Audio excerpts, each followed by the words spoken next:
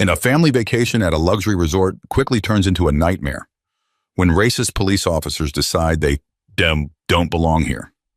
The father is unjustly handcuffed in front of his family, and no one realizes that the man they're detaining is an FBI agent. What will happen when the truth comes to light? Follow along to see how this story unfolds. The Carter family, consisting of John, a seasoned FBI agent, and Lisa, a renowned lawyer fighting for the rights of the marginalized, had just arrived at a luxurious beachfront resort. For their family, this was the first vacation after months of demanding work, a rare chance for them to enjoy uninterrupted time together. John, a man constantly facing dangerous and high-pressure situations, seldom had the opportunity to experience tranquility, and he had been looking forward to this getaway for a long time. Lisa, his supportive and understanding wife, had an equally busy schedule. As a well-known attorney, Lisa not only fought for justice, but also stood up for those who faced discrimination and were voiceless in society. In tense courtroom battles, she represented the rights of the oppressed, protecting them from injustice. Despite her passion for her work, she also understood that family was the most important pillar in life. That's why she chose to set aside her case files and join John and their children to create beautiful memories together. It was a rare chance for them to completely leave work behind and devote their time to each other. With them were their two children, Max and Emma, each radiating the joy and innocence of childhood. Max, a 12-year-old with a tall build and a mature air, was playing with his sister Emma, a 7-year-old with curly brown hair and a bright smile that gleamed like sunshine. They laughed and splashed in the cool water, their giggles echoing around the pool area, filling the resort with warmth and liveliness. John lay on a lounge chair by the pool, wearing sunglasses and simple swim trunks, savoring the relaxation he rarely experienced. At that moment, all his stress and tension seemed to melt away, leaving only a sense of freedom and calm. He wasn't the always alert agent or the man burdened with national issues.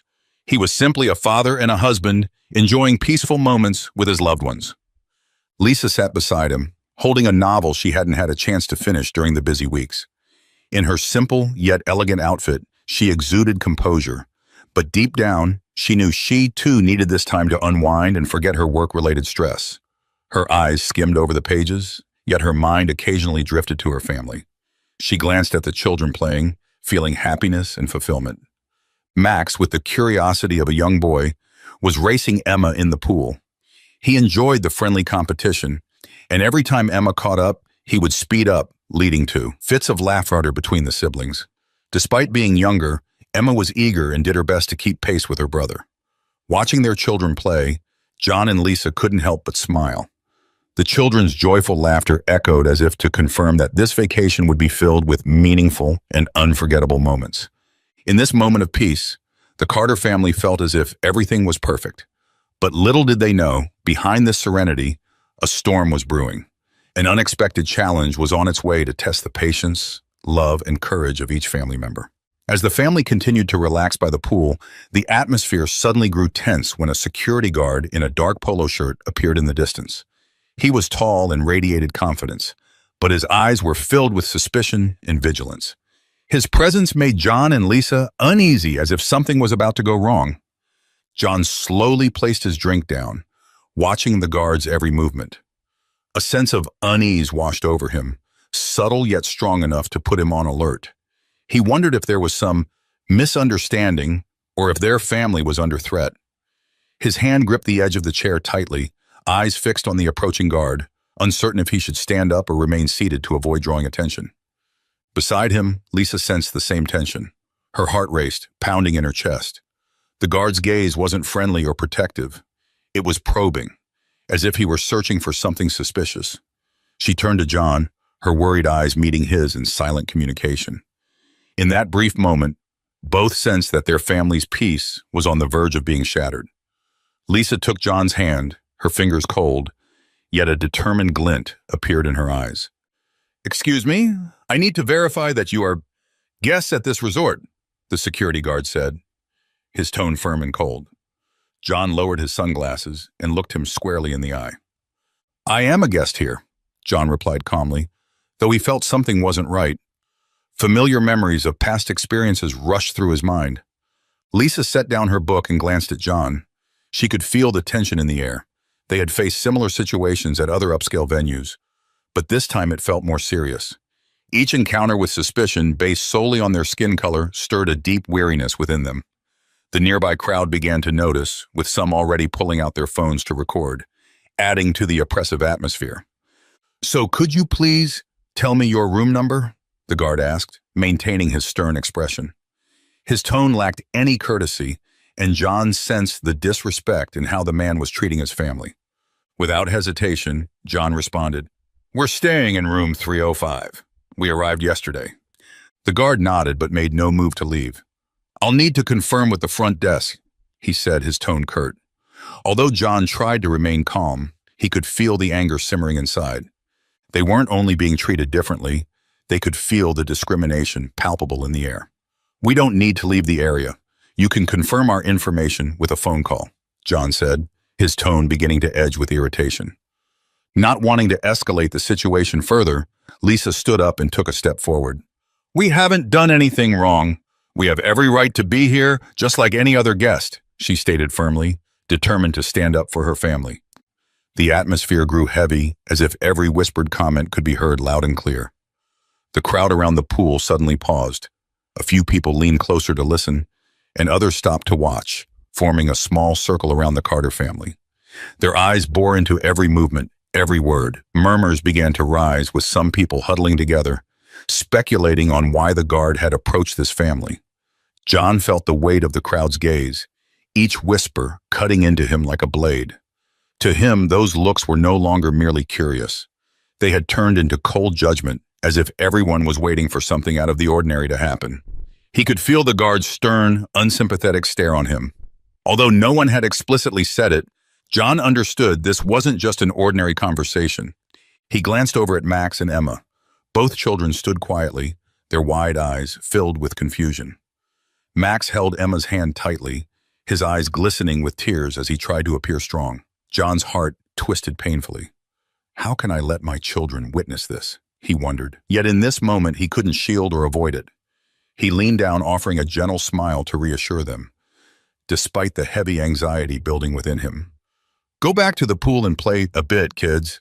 Dad will handle this," John said softly, hoping to give them a sense of security.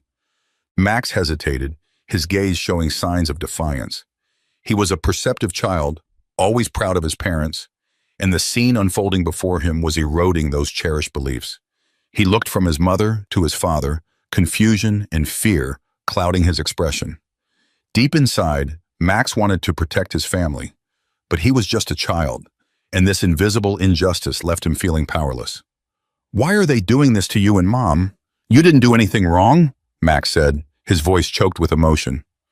John placed a gentle hand on his son's shoulder, keeping his voice steady despite the turmoil inside. "It's just a misunderstanding. Son, we'll be fine," he replied, though John wasn't entirely sure. He knew that once prejudice was involved, it rarely dissipated easily.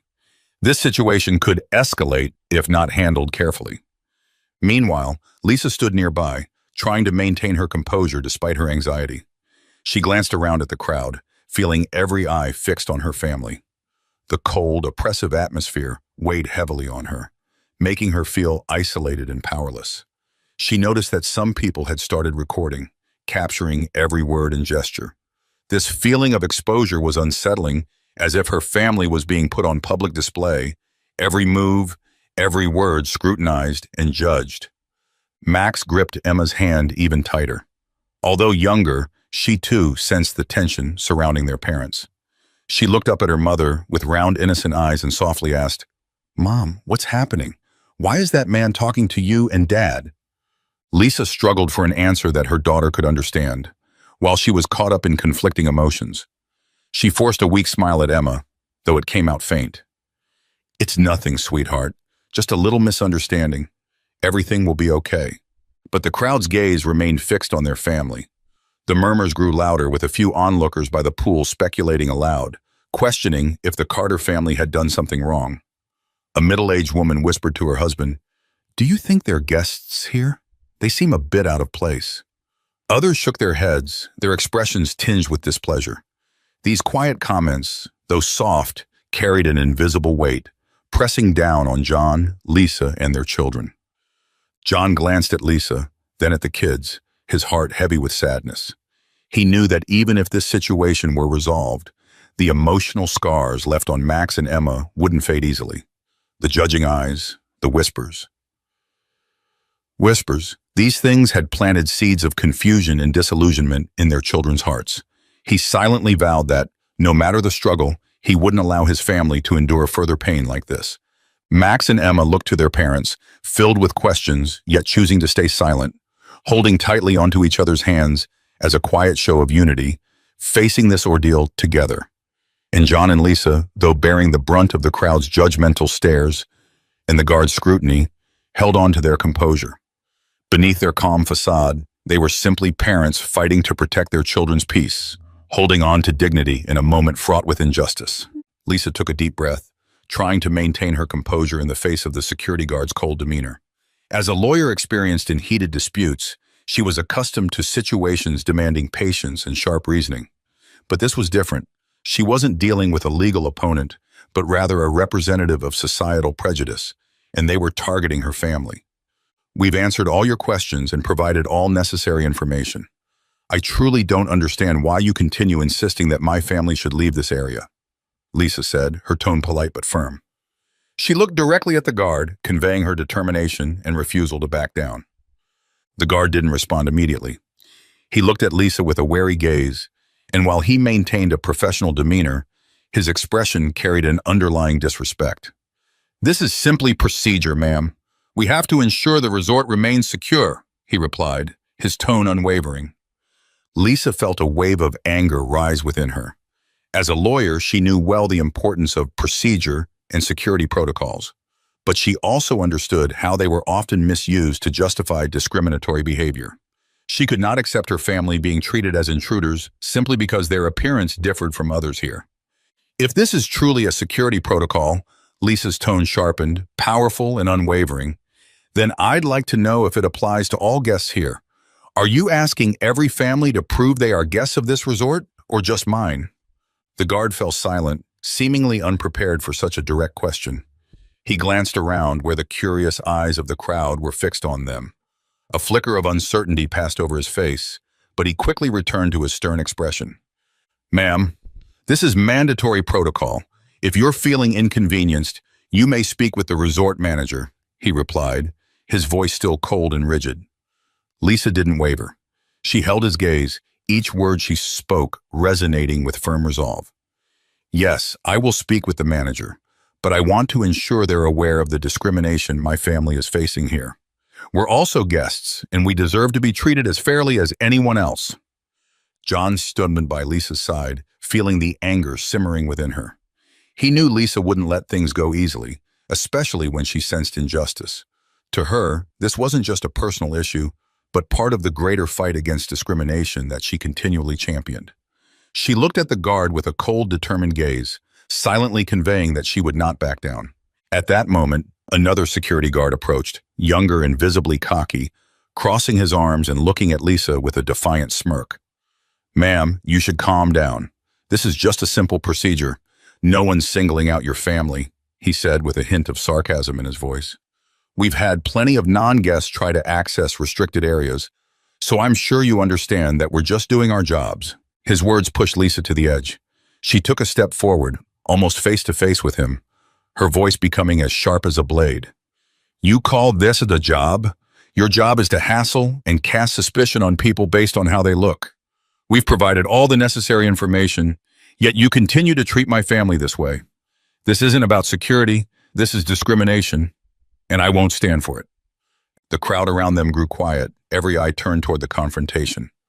Some people in the crowd began to nod in agreement with Lisa. Others whispered amongst themselves, pointing toward the security guards and the Carter family, creating an atmosphere of tension and curiosity. The younger guard faltered briefly under Lisa's fierce stance, but he quickly masked his discomfort with a smirk. "If you're unhappy, you can leave the area and wait for the manager to settle this," he said, his voice dripping with condescension. Lisa met his gaze, her eyes resolute and unyielding. "No, we're not leaving. My family has every right to be here, just like anyone else. if you can't prove that every guest is being asked to go through this process, then I have every right to believe this is discrimination. Feeling cornered, the younger guard signaled to his colleague, seemingly calling for backup. But at that moment, Lisa no longer cared. She knew she had to stand up for her family, for fairness, and she wouldn't let anyone demean or hurt them further. John placed a hand on Lisa's shoulder, a silent reminder of his support. "Lisa, you're doing great," he said softly, pride evident in his gaze. But deep down, he too felt the rising anger. They had come here seeking peace, yet it had all turned into an unwanted confrontation. The tense exchange between the Carter family and the security guards had become more than just a personal matter. It was a reflection of the daily struggles many people face when confronted with discrimination. Both Lisa and John felt that this was the moment they had to stand firm, not only to protect their own rights, but to show that no one has the right to treat them unfairly simply because of their appearance. Amid the tense standoff between John, Lisa, and the security guards, a group of police officers entered the pool area, their expressions hard and resolute. The crowd immediately fell silent, save for whispers as people watched with simmering anger, waiting for what would happen next. A tall police officer with a stern face approached John and Lisa. Without a greeting or explanation, he spoke in a cold voice. "We received a report of an incident here. I need to see your ID, sir." Remaining calm, John slowly pulled out his FBI badge and held it up to the officer. "I'm John Carter, FBI agent. My family and I are legitimate guests here. We're not causing trouble or breaking any rules." However, the officer showed no sign of respect or acknowledgement. He frowned as he looked over John's FBI badge, then sneered, "I need some real identification, not something you can buy at a souvenir shop." John could feel the sting of that insult, but he forced himself to stay calm. Beside him, Lisa could no longer contain her anger. She stepped closer to the officer, her voice firm and strong, as if she were addressing a courtroom. "My husband presented his FBI badge. He doesn't need to prove anything else. You're making unreasonable and disrespectful demands. Do you understand that this is an abuse of power?" The officer ignored Lisa, keeping his focus on John, his hand moving towards the shiny handcuffs on his belt. "If you don't have any other identification, I'm afraid we'll have to follow procedure and take you in," he said, his tone full of challenge. The silence from the crowd was broken by voices of protest. Some people began to stand, unable to tolerate the unfair treatment. A woman in the crowd spoke up. "He's already shown his FBI badge. What else do you need? This isn't how you treat a family on vacation." The noise from the crowd made the officer glance around, annoyed, but he didn't back down. Staying calm, John decided to comply to avoid further escalation. He took out his wallet, removed his driver's license, and handed it to the officer. "Here's my ID. I hope this is enough to put an end to this." The officer took the license, looking at John with contempt. "Should have said that sooner," he replied sarcastically, tossing the license back to John with clear disrespect. Lisa, unable to stay silent any longer, looked the officer squarely in the eye, her own eyes blazing with anger and determination. "You have no right to treat my husband like a criminal just because of your personal biases. We're not people you can dismiss as you please," she said loudly, her voice steady and unwavering. The crowd grew more animated, with several people voicing their support for the Carter family. Another young officer, clearly irritated, stepped forward with a challenging expression, eyeing Lisa with resentment. "If you're unhappy, you can file a complaint. For now, we're just doing our job." Lisa stood tall, unfazed. As an experienced lawyer, she was used to dealing with disrespectful and challenging attitudes. She pointed directly at the officer, her tone unmistakably that of someone well-versed in defending justice. "And what exactly is your job? Harassing and humiliating innocent people in front of their families and children? Do you think I'll sit back and accept this?" The tense confrontation between the Carters and the police made the crowd feel even more agitated. Some began speaking out loudly, no longer whispering, but openly protesting. Someone shouted, "Leave them alone, they didn't do anything wrong." Another person added, "They just want a peaceful vacation. This treatment is completely unjustified." The crowd's pressure seemed to make the officers hesitate, some exchanging uncertain glances. But the younger officer, still wearing his antagonistic expression, didn't seem to care. He stepped even closer to John, his gaze cold and defiant. "You have two options: cooperate, or we'll take enforcement measures." Lisa wouldn't let her husband face this alone. She stepped forward, positioning herself protectively in front of John, her voice firm and resolute.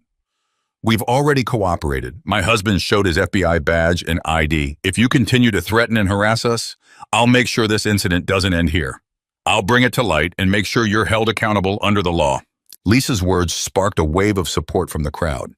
People began cheering her on, expressing their outrage at how the Carters were being treated.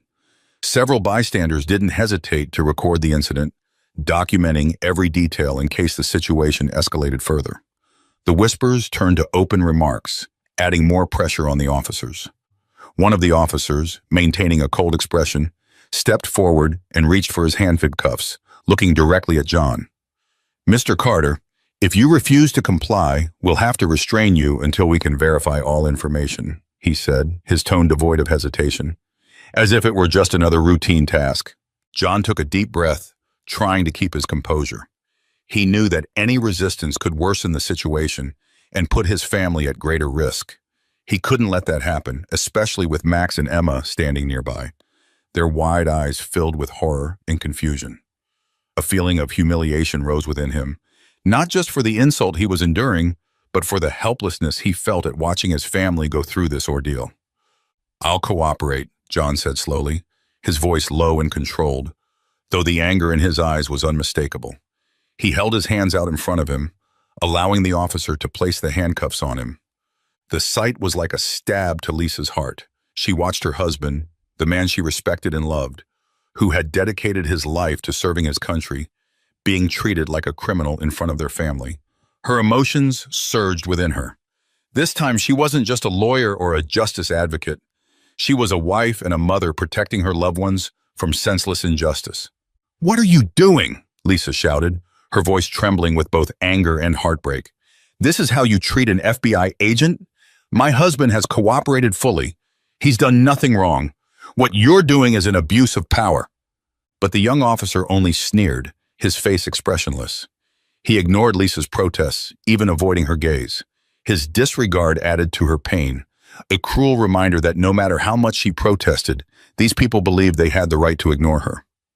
Max, standing nearby and watching his father being handcuffed, felt both horrified and confused. He had always seen his father as a hero, strong and resilient, but now that image was being painfully distorted by the injustice he was witnessing. "Dad, why are they doing this to you? You didn't do anything wrong." Max's voice wavered, his eyes filling with tears as he looked at the officer. John turned to his son, his gaze gentle but filled with sadness. He knew he couldn't fully explain the complexities of discrimination or prejudice in a moment like this. "It's okay, Max. It's just a misunderstanding," he said, trying to keep his tone calm to reassure his son. But he knew deep down that what his son was seeing today would leave a lasting impact. Emma, the youngest at 7 years old, clung tightly to her mother's hand, her small frame trembling with fear. She looked up at her mother, her eyes glistening. "Mom, are they going to hurt Dad? Why are they doing this to him?" Lisa knelt, hugging her daughter close, her voice quivering as she tried to stay calm. "It's going to be okay, Emma. We'll get through this together," she said, gently stroking her daughter's hair, though she couldn't stop the fury building up inside her. Watching the scene, John recalled countless tense moments on the job when he had to make life-and-death decisions to protect the public and stop dangerous criminals. But today, the most painful thing wasn't the handcuffs or the humiliation. It was his inability to protect his own family from this blatant injustice.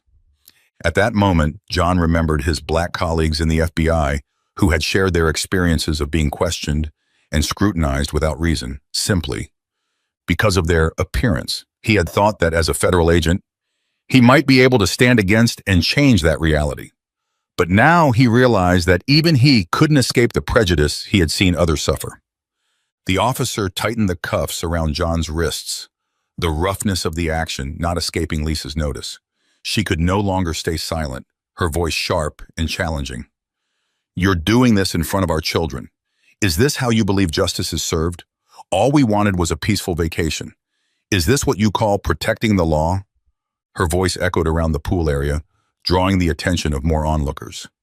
Several people voiced their support for the Carters, some shouting protests against the police's actions. An older man in the crowd called out, "He didn't do anything wrong. Leave them alone." But the officer seemed unaffected, maintaining his challenging gaze. John felt his anger rising but kept it in check, aware that any further resistance could endanger his family even more. At this point, Lisa had lost all pretense of calm. With eyes brimming with tears but unwavering resolve, she stepped closer to the young officer, confronting him without a hint of fear. "Do you think you can treat my family this way without accountability? I'm a lawyer and I know the law. What you're doing will not stay hidden. Do you think I'll just stand by and accept this?" Her words were a powerful declaration, showing her determination to defend her family's dignity and justice. The crowd around them continued to voice their support, with many recording the scene on their phones to ensure the truth would come to light. The combined gaze of everyone, the crowd's loud disapproval, all focused on the officers as they stood there, abusing their authority. John looked at his wife and children, feeling a deep sense of unity. He realized that they were not just a family. They were a force standing together against injustice. For the first time, he understood that this was not just his battle. It was a fight shared by everyone who had ever been treated unfairly. And he was determined that, no matter what happened today, he would not let silence and submission win. The young officer hesitated, visibly unsettled by Lisa's powerful gaze and words, but quickly regained his composure, trying to appear unfazed. "Ma'am, we're just doing our job. If you have issues with the procedure, you can file a complaint," he replied coldly, without a hint of concession. Lisa was undeterred by his challenge. She stood tall, her eyes locked on the officer as she responded, her tone firm. "File a complaint? Do you think a simple complaint will end this abuse of power? I am a lawyer, and I know the law very well. Your actions are an insult to justice and a stain you can't hide. You can try to excuse yourselves with procedure, but we all know the truth." Her words rang out like a clarion call in the tense, silent space, and the strength in her voice spread to the crowd around her. Those who had initially been bystanders began to feel a growing indignation rising within them. "I am sick of the excuses," Lisa continued, her words sharp and resolute. "My husband showed his federal ID, he complied, and he did nothing wrong. You have no right to treat him this way. This is a blatant abuse of power, and I assure you that you will be held accountable." At that moment, an older officer, who had been watching the confrontation from the beginning, seemed to recognize the danger of letting the situation escalate further. He stepped forward, attempting a more diplomatic tone. "Ma'am, we understand the inconvenience your family has experienced. We will conduct an internal investigation to clarify this matter. Hopefully, we can resolve this peacefully." Lisa was not easily swayed. She looked at the older officer, her gaze sharp as a blade. "Internal investigation?" she repeated, her voice laced with irony. "I've heard promises of internal investigations too many times in my line of work. They never bring justice. Do you think vague assurances are enough? I won't let you cover this up." Lisa's powerful words inspired even more support from the crowd. Several people openly voiced agreement with her. An older man in the back shouted, "She's right. This is the abuse of power." Another woman nearby expressed her outrage. "Leave them alone. This is their family. They've done nothing wrong." The pressure from the crowd and the palpable anger in the air made the officers visibly uncomfortable. The young officer who had handcuffed John now looked genuinely unsettled, avoiding Lisa's gaze and glancing around as if searching for a way out. But Lisa did not relent in the face of their discomfort. She stepped closer, her gaze resolute and challenging. "I will make sure the truth comes out. You have humiliated my family, hurt my children, and demeaned my husband. You cannot cover this up with a few flimsy excuses. I will bring everything to light, and I won't stop until you are held accountable." Her words were a declaration of battle for justice and her family's honor. The crowd listened, feeling the strength of her conviction, and began to cheer, applauding the Carter family. One man in the crowd shouted, "This family deserves fair treatment. This is clear injustice." John, though still handcuffed, stood tall, looking at Lisa with love and pride. He knew his wife was not only a brave woman, but a fierce defender of justice. No matter how difficult the situation, he knew Lisa would never allow their family to endure injustice without a fight. The older officer, glancing around at the crowd, growing increasingly hostile, recognized that the situation was spiraling out of control. He lowered his voice, attempting to de-escalate. "Ma'am, we truly regret that things have come to this. We will report this incident to our superiors and ensure everything is handled appropriately." But Lisa was not easily appeased. She knew apologies only held value when accompanied by real accountability and justice. She looked around at the crowd, feeling their support and unity. At that moment, she understood that this fight wasn't just for her family, but for everyone who had ever endured such injustice. She turned back to the officer, her eyes blazing with unshakable resolve. "If you truly want to resolve this peacefully, release my husband immediately. That's the least you can do to show you recognize your error." The older officer nodded reluctantly and signaled to his colleague to remove the cuffs. The sound of metal clicking as the cuffs came off resonated through the silence, and John rubbed his wrists, his eyes full of gratitude as he looked at his wife. The surrounding crowd erupted in applause, some even cheering loudly in support of the Carter family. Lisa, now more than a wife or mother, had become a symbol of resilience and justice. She had stood up not only to protect her family, but also to speak up for everyone who had no voice in the fight against injustice. As the older officer and his colleagues began to back away, Lisa called out one final time, her voice clear and powerful. "You'll be hearing from my lawyer. And remember, justice will always find those who abuse their power. Don't think silence can hide your wrongdoing." As the commotion around the crowd continued, a police car pulled up near the pool area. From it stepped a middle-aged man in a crisp uniform, his face stern and commanding. He was Deputy Chief Jensen, responsible for overseeing law enforcement activities in this district. Jensen walked directly to the officers gathered around the Carter family, his expression marked by disapproval as he surveyed the scene before him. Lisa straightened, her gaze fixed on Jensen as he approached. She recognized that this was her chance to hold those responsible accountable, and she was determined not to let this incident be swept under the rug. She gripped John's hand, standing by his side as a statement that they would not allow this injustice to pass unnoticed. Jensen began by giving the officers a sharp look, as if to remind them who held authority. Then he turned to Lisa and John, his voice measured but carrying a distant tone. "Mrs. Carter, Mr. Carter," Jensen said politely, though his tone lacked sincerity. "I understand that your family has experienced an unpleasant situation. We apologize for the inconvenience, and we will conduct an internal investigation to review the matter." Lisa was unmoved by his perfunctory apology. She narrowed her eyes, sensing the indifference in his words. "An internal investigation? So, you plan to stop at a superficial review?" she asked, her voice cutting and unrelenting. "My husband was handcuffed in front of our children without just cause. Our family was treated as intruders simply because we looked different. Is this how the police uphold justice?" Jensen maintained his calm facade, though he was visibly uncomfortable under Lisa's intense scrutiny. Clearing his throat, he tried to retain his authority. "Ma'am, I assure you that we will thoroughly examine this incident and take appropriate action if we find any misconduct. Your family has the right to file a formal complaint, and we will handle it seriously." Lisa refused to be sidetracked by empty promises. She stepped closer to Jensen, her eyes piercing, her voice unwavering. "Deputy Chief Jensen, I've heard enough empty assurances. I need to see concrete action. I demand a clear commitment on the specific measures that will be taken, including a timeline for the investigation and who will oversee it. If you don't, I will bring this incident to the attention of the media, so the public knows how your officers treated my family." "Mrs. Carter, I understand your frustration," Jensen said, attempting to keep a conciliatory tone. "We will conduct a comprehensive investigation and make the findings public once it's complete.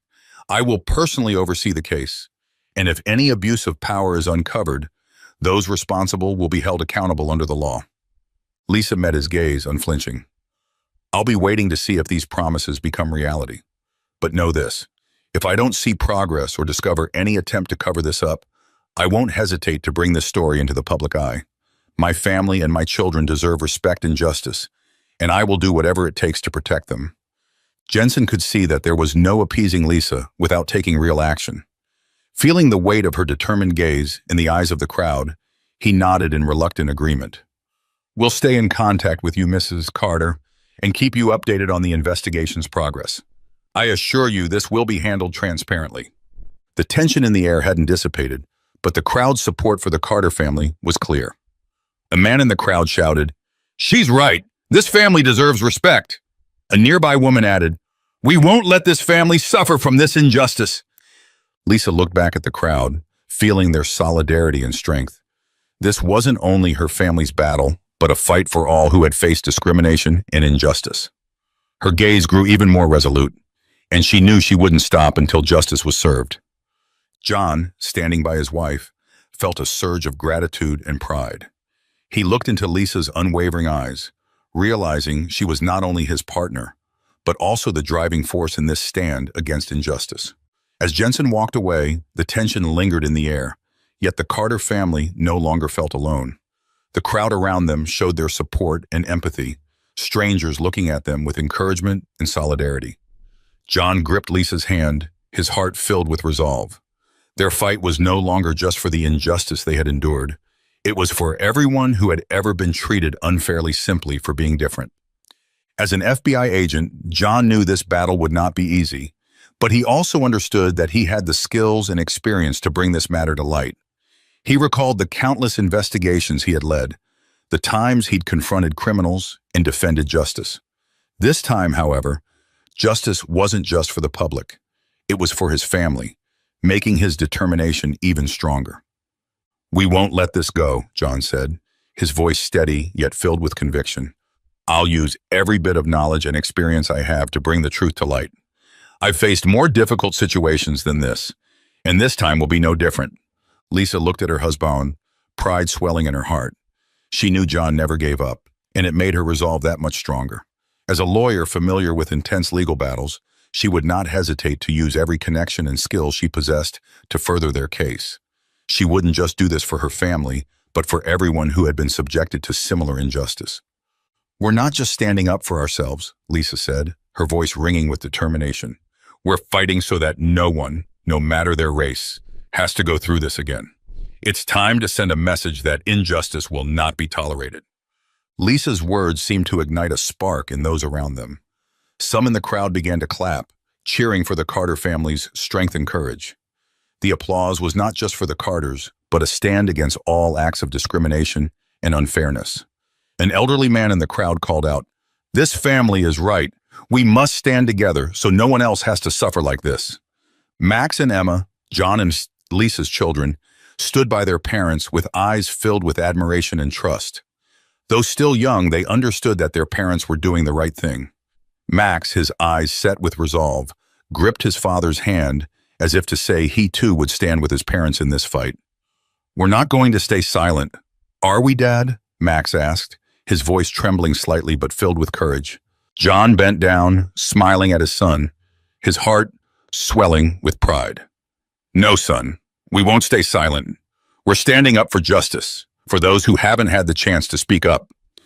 Lisa held Emma close, gazing at her daughter with love. "We're doing this not just for ourselves, sweetheart, but for everyone else. This is something our family will never give up on." The Carter family's struggle was about more than just defending their dignity. It was about sending a powerful message of unity, courage, and determination to fight against injustice. John and Lisa knew they would face more challenges ahead, but they were ready to confront them all. With their family's unity and the support of the people around them, they believed justice would prevail.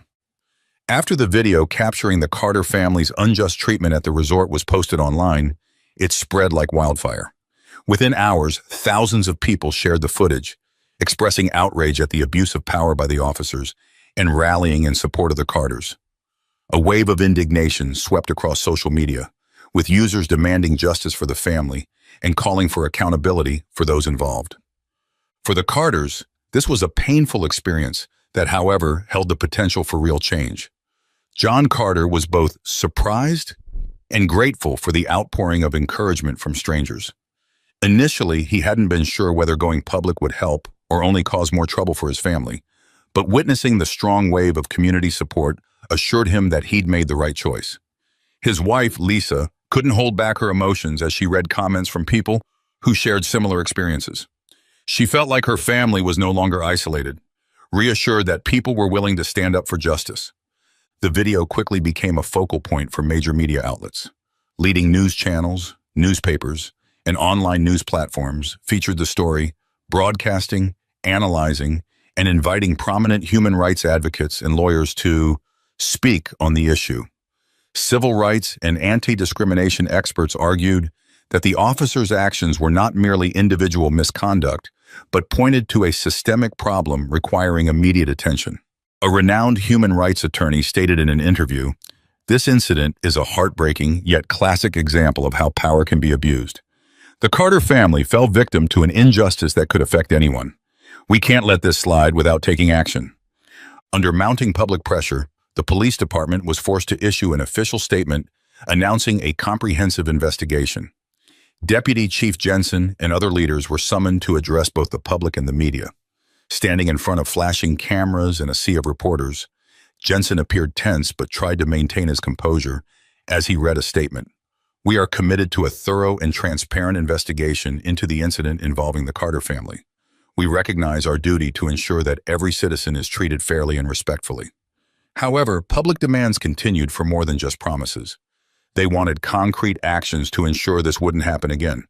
Public and media scrutiny pushed the police department to implement a sweeping internal overhaul. Regulations regarding police authority, especially in situations susceptible to discrimination, were tightened and subject to stricter oversight. New protocols were introduced to prevent abuses of power, and mandatory human rights and fairness training became a standard part of police education. The internal investigation quickly gathered clear evidence, ultimately confirming that some officers had abused their power during the incident with the Carters. Those involved were suspended and faced serious charges of misconduct and discrimination. While the community felt some relief in seeing those responsible held accountable, the incident sparked deep questions about police recruitment, training, and oversight. Meanwhile, the Carter family continued to grapple with the emotional aftermath. Although they received overwhelming public support, the trauma and loss of faith in justice weighed heavily on each family member.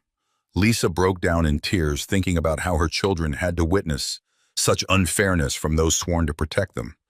She worried that this event could leave lasting scars on their hearts, diminishing their trust in society. John, too, felt anger and frustration. He had always believed in upholding the law and protecting justice, but this experience forced him to reevaluate his perspective. Small protests began to spring up outside the police headquarters, with people holding signs that read, "Justice for the Carter family," and "Demand accountability from the police." Demonstrators included a diverse mix of young activists and veteran civil rights advocates, all united in their demand for systemic change. These protests became a powerful testament to how justice had become a shared goal, a rallying cry for an entire community, not just the Carters. The case not only shed light on an isolated wrongful act, but also sounded an alarm about deeper issues within the police system. Human rights advocates called for broader reforms, pushing for lasting cultural and institutional changes within law enforcement, beyond temporary adjustments. The Carter family's ordeal transformed into a symbol of resilience and the struggle against injustice. For them, this journey was not only about seeking justice for themselves, but also about protecting the rights of others who might face abuse in the future. The pain they had endured might never fully fade, but the Carters had resolved that they would not be silenced. They had become a voice for the voiceless and an inspiration for those striving for a fairer society. At every moment, the Carters knew that their path would not be easy, but they also knew they were no longer alone. The public trial of the officers garnered massive attention, with every seat in the courtroom filled. Supporters of the Carter family, journalists, lawyers, and others who had experienced racial discrimination gathered to witness justice unfold. The light cast down on the faces of those present, illuminating an atmosphere thick with tension, yet brimming with hope that justice would finally be served. John and Lisa Carter sat in the front row, their hands clasped tightly together. They had endured a long, exhausting journey to reach this day, the day they hoped the truth would be laid bare. Beside them, their children sat with the same understanding of what this trial meant. This was not merely the Carter family's battle. It symbolized the fight of everyone who had ever suffered injustice because of the color of their skin. During the trial, the prosecutors took turns presenting evidence to the judge and jury. On the large screen, the courtroom watched a video capturing the officers' abuse of power, showing the unnecessary force used on innocent citizens. Each moment on the screen, every shouted command, each terrified expression, deepened the solemnity of the room. Many could not contain their outrage. Some bowed their heads, tears welling in their eyes as they remembered times they too had faced discrimination and felt helpless to fight back. Lisa remained still, tears filling her eyes as she watched scenes of innocent people oppressed by those who were meant to protect them. She grieved not only for her family, but for everyone who had ever lived in fear, silenced by injustice. Beside her, John clenched his hands so tightly his knuckles whitened. He knew this was their chance for the world to see the truth, to confront the suffering people like him had endured. Witnesses who were present at the resort that day also testified, their voices unwavering as they recounted what they had seen. One older man took the stand, his voice trembling yet resolute as he described his helplessness in the face of such a blatant abuse of power, devoid of any semblance of justice. His words struck deep into the hearts of those present, unfiltered, raw, and undeniably true, prompting many in the courtroom to shed tears. The defense lawyers representing the officers attempted to justify their clients' actions, blaming the pressures of the job and circumstances. But against the irrefutable evidence, their arguments came across as hollow, failing to convince anyone. The eyes of those in the courtroom, John, Lisa, and others who had faced discrimination, were filled with both disappointment and fury. It was clear to everyone that this was more than a simple trial. It was an indictment of a system in dire need of reform. The trial extended over several days of intense arguments and mounting evidence. On the final day, the judge rendered the verdict, and the room fell so silent one could hear each breath. "We, the jury, find the defendants guilty of abuse of power and inflicting harm on innocent civilians," the judge declared. This verdict meant the officers would face severe punishment. It was not only a personal victory, but a powerful message that no one was above the law. John and Lisa exhaled, relief and pride flooding through them. They had fought tirelessly, not only for their family, but for all those who could not raise their voices. As they stood to leave the courtroom, those around them, including strangers, offered smiles and nods, acknowledging their tireless pursuit of justice. Outside the courthouse, a crowd had gathered, energized with solidarity. Many held signs bearing messages of justice and equality. Some hugged, smiling through tears, grateful for the hope the Carter family had sparked. An elderly woman approached Lisa, her eyes shining with gratitude, and said, "Thank you for not giving up. Because of you, we see hope." Lisa took her hand, deeply moved by the shared bond of resilience and gratitude. Their children, too, were proud of what their parents had accomplished.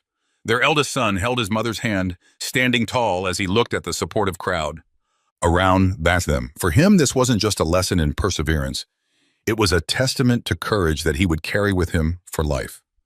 John looked at the faces around him, those who had also endured racial discrimination, feeling his heart pound with purpose. He realized he was not just a father protecting his family. He was a part of a broader mission. A young man approached him, his eyes bright with admiration. "Thank you, sir, for fighting for all of us. Because of you, we believe that justice can truly prevail." John nodded, tears welling in his eyes, feeling the strength of solidarity and faith. Nearby, journalists lined up, cameras and microphones ready to capture this historic moment. One reporter approached Lisa, asking her thoughts after the verdict. Lisa smiled, her voice steady. "I hope today marks the beginning of a fairer future, not only for our family, but for everyone who has faced injustice." She looked into the camera, delivering a powerful message to everyone watching. The emotions of those around seemed to merge into a wave of collective energy. Those who had once silently borne the weight of discrimination now felt empowered. This was no longer just Carter's fight. It had become a movement. Many vowed never to remain silent in the face of injustice again. They would stand up, they would demand their rights, and they would fight for the generations to come. As the Carter family left the courthouse together, the soft glow of the evening sun cast a warm light on the path ahead. They couldn't know what lay in the future, but one thing was certain. They would never yield to injustice. Their steps were firm, and they moved forward with faith and hope. This trial had become a milestone not only for the Carters, but for an entire community. A new chapter had begun, one with justice, equality, and hope at its core. After the trial concluded and justice was served, The Carter family returned to their daily lives, though everything had changed in significant, positive ways. John resumed his work as an FBI agent, now with a greater sense of purpose and responsibility than ever. Each case he handled held a new depth of meaning, as he wasn't only enforcing the law but defending the rights of all people, especially those who, like his own family, had faced injustice. Whenever he encountered instances of discrimination or abuse of power, he felt a renewed commitment, as though he were fighting for his own family all over again. Lisa also returned to her work as a lawyer, but with a new goal: to use her legal skills to champion those without a voice and those who had been unfairly treated by the system. As a skilled and determined attorney, Lisa became a powerful advocate for victims of discrimination and abuse of power. She took on cases defending the rights of the underprivileged, particularly those involving racial discrimination and human rights issues. Her fierce determination and fighting spirit turned her into a respected voice within the legal community, and more people came to her seeking guidance and support. The lives of their children, Max and Emma, also transformed in positive ways. When they returned to school, they noticed they were treated with greater fairness. Friends and teachers no longer viewed them with skepticism, and they felt more confident knowing their family had stood firmly for justice. Max, now a teenager, began to understand the importance of personal responsibility and the need to stand up for what is right. Emma, though younger, had learned about courage and the importance of loving and protecting those closest to her. Beyond their everyday lives, the Carter family became active supporters of initiatives advocating for the underprivileged and those who had faced injustice. Both John and Lisa became spokespeople for social organizations, participating in events that raised awareness about human rights and social equality. They attended conferences, shared their story, and inspired those fighting for justice and those who hadn't yet found the courage to speak out. Lisa used her legal expertise to help these organizations better understand their legal rights, while John offered insights from law enforcement to help the community protect themselves against abuse of power. Though their day-to-day routines resumed, the Carters never forgot what had happened or the lessons they learned from their fight. They continued to live with gratitude, unity, and determination. The Carter family had not only endured a difficult experience, but had transformed their story into a powerful motivator, inspiring others to stand up for a fair society where everyone is respected and treated equally, regardless of race or background. Thanks to their efforts, they didn't just reclaim justice for themselves. They also contributed to building a stronger community where courage and unity became the foundation, encouraging everyone to work together for a better world. And that's how the truth finally came to light, holding the racist officers accountable for their actions. What do you think of how the father and family handled this situation? Have you witnessed or heard of similar stories? Share your thoughts in the comments below. Don't forget to like, share, and subscribe to the channel so you don't miss more meaningful stories like this one. See you next time. The cold winter night wrapped around the quiet streets of Pine Grove, an upscale neighborhood where large houses sat behind perfectly trimmed hedges. It was almost 11:30 p.m. when James Thompson's dark blue Toyota Camry moved slowly through the area. His hands gripped the steering wheel as he carefully followed the speed limit, knowing that in this wealthy white neighborhood, his presence might draw unwanted attention. The red and blue lights flashed in his rearview mirror just as he had expected they would. James took a deep breath and pulled over to the side of the road, right under a bright street lamp. He had chosen this spot on purpose. Good lighting meant everything would be visible. His heart beat faster, but his face remained calm as he watched two white police officers step out of their patrol car. Officer Ryan Collins, a young cop with just 3 years on the force, approached the driver's side while his partner, Mike Brennan, a stockier veteran officer, walked toward the passenger window. Their hands rested near their weapons, a detail James noticed immediately. "License and registration, please," Officer Collins said, shining his flashlight into the car. The beam moved across James's face, then down to his hands, which were still on the steering wheel at the 10 and 2 positions. "May I ask why I was pulled over, officer?" James's voice was steady and polite. He spoke clearly, using proper English, which seemed to surprise the young officer slightly. "We've had several reports of suspicious activity in this area," Collins replied, his tone becoming a bit less stern. "Your vehicle was moving unusually slowly." "I see," James said. I was being careful to observe the speed limit. He moved his right hand slowly toward his jacket pocket. I'm going to reach for my wallet now, if that's all right. Officer Brennan's flashlight beam joined his partner's, both lights focusing on James's movements. James could feel the tension in the air as he carefully pulled out his wallet, but instead of immediately showing his ID, he placed the wallet on the dashboard. Sir, I asked for your license and registration, Collins said, his voice taking on an edge of frustration. James nodded. Before I provide those, I'd like to know if your body cameras are active, officers. The two policemen exchanged glances. This wasn't a typical response from a driver during a routine traffic stop. Our cameras are always on during stops, sir. Brennan spoke up from the passenger side. Now, please provide your identification. James reached for the wallet again, opened it slowly, but paused. Officers, I want to be fully transparent. I'm going to explain something that might seem unusual, but I ask for your patience. Collins's hand moved closer to his weapon.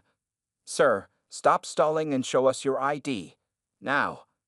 I understand your concern, James continued calmly, but I'm currently involved in a situation that requires discretion. I can prove my identity, but I prefer to do so at the station if necessary. This response set off the immediate red flags for both officers. Collins stepped back slightly, adopting a more defensive stance. Step out of the vehicle, sir. James didn't argue. With deliberate movements, he unbuckled his seatbelt and opened the door slowly. He was dressed well in a dark sweater and dress pants, his shoes polished and expensive, details that didn't match the officer's initial assumptions about him. As he stood up, James' impressive height became apparent. He stood at least 6 feet tall, his posture straight and dignified. Despite the tense situation, he maintained an air of calm authority that seemed to confuse the officers even more. Place your hands on the hood of the car, sir, Collins ordered, while Brennan moved around to provide backup. James complied, but spoke again. Officers, I want to be clear that I'm cooperating fully. However, I need to maintain certain confidentiality at this time. I'm not refusing to identify myself. I'm simply requesting to do so through proper channels. His unusual composure and articulate speech created a strange atmosphere. The officers had dealt with all types of people, belligerent drunks, scared teenagers, angry businessmen, but James's behavior didn't fit any familiar pattern. We've had burglaries reported in this area, Brennan said gruffly while Collins began a pat-down. And you're acting very suspicious, sir. I understand how this appears, James replied. And I respect that you're doing your job. I simply ask that you respect that I have my reasons for discretion. The officers found no weapons, but they did find an expensive phone and what appeared to be some kind of government-issued ID card in his pocket, one that James quickly but politely refused to let them examine. That was the final straw for the officers. Turn around, Collins ordered. You're under arrest for obstruction and suspicious activity. As the handcuffs clicked around his wrists, James showed no resistance or anger. Instead, a slight smile crossed his face, as if everything was going exactly as he had expected. The back of the police car was cold, but James Thompson sat there as comfortably as if he were in a luxury vehicle. Officers Collins and Brennan kept looking at him through the rearview mirror, puzzled by their unusual prisoner. Most people they arrested were either angry or scared. James was neither. Run the car's registration again, Collins told Brennan as they drove toward the station. The car had come back registered to a Marshall Industries, a company they couldn't find much information about. Something's not right about this guy, Brennan muttered, typing on the patrol car's computer. He's too calm. And did you see his shoes? Those are $1,000 dress shoes. In the back seat, James could hear their conversation but kept his eyes focused on the passing streets. He noticed they were taking the long route to the station, probably hoping dispatch would come back with more information before they arrived. The radio crackled. Unit 247, be advised. The vehicle's registration is connected to a private corporate account. No further details available without a warrant. This news made both officers even more suspicious. Collins adjusted his mirror to look at James again. Sir, this would all go a lot easier if you just tell us who you are. I appreciate your concern, officer, James replied politely. But as I mentioned, there are procedures that need to be followed. I'm happy to go to the station. Brennan turned around in his seat. Look, man, if you're some kind of undercover Fed or something, just tell us. We're all on the same side here. James simply smiled. I understand your frustration. Please, let's continue to the station. The response made Brennan's face turn red with annoyance. He faced forward again, shaking his head. Collins called a sergeant. This isn't normal. When they arrived at the police station, 3 more patrol cars were waiting in the parking lot. Word had spread quickly about the mysterious well-dressed black man who wouldn't identify himself. Sergeant Maria Rodriguez stood at the entrance, her arms crossed. As Collins and Brennan led James into the station, Rodriguez studied him carefully. Unlike her officers, she noticed things they had missed: the perfect posture, the way he scanned every room he entered, how he seemed to be observing everything and everyone. I'm Sergeant Rodriguez, she said as James was led to the booking area. Would you like to tell me what's going on here? Sergeant, James nodded respectfully. I apologize for any confusion. I'm happy to cooperate with booking procedures, but I need to make one phone call first. After that, everything will become clear. Rodriguez raised an eyebrow. Most suspects demanded their phone calls. They didn't politely request them. Process him first, she ordered her officers. Then he can make his call. The booking process was strange for everyone involved. James's fingerprints were taken, but when they ran through the system, the results were instantly blocked by some kind of security clearance. His belongings were expensive, but gave no clues to his identity. Just the high-end phone, a nice wallet with no ID, and that mysterious government-style card that seemed to have some kind of electronic chip in it. Empty your pockets completely, Collins ordered, still frustrated by the whole situation. James reached into his jacket and pulled out a single business card. He handed it to Sergeant Rodriguez. This is the number I'll need to call. Rodriguez looked at the plain white card. It had only a phone number, no name, no agency, nothing else. The number started with a Washington, D.C. area code. Book him for obstruction and resisting identification, she decided, pocketing the card. We'll sort this out after he's processed. As officers led James to a holding cell, he remained as calm as ever. Sergeant, he called back. That phone call will need to be made within the next 30 minutes. After that, things might become more complicated. Something in his tone made Rodriguez pause. She'd been a cop for 18 years, and her instincts were telling her this was no ordinary arrest. Collins, Brennan, she called to her officers. In my office now. I want to hear every detail about this traffic stop again. As James was led away, they could have sworn they saw him check his watch and nod, as if everything was running right on schedule. Sergeant Rodriguez sat in her office, staring at the mysterious business card with the DC phone number. Through her window, she could see James Thompson sitting calmly in the holding cell, his hands folded in his lap like he was waiting for a business meeting rather than facing criminal charges. Run through it one more time, she told officers Collins and Brennan, who shifted uncomfortably in their chairs. The more they explained the traffic stop, the more they felt like they might have walked into something bigger than they realized. Ma'am, Officer Collins said, I think we should make that phone call. Something about this doesn't feel right.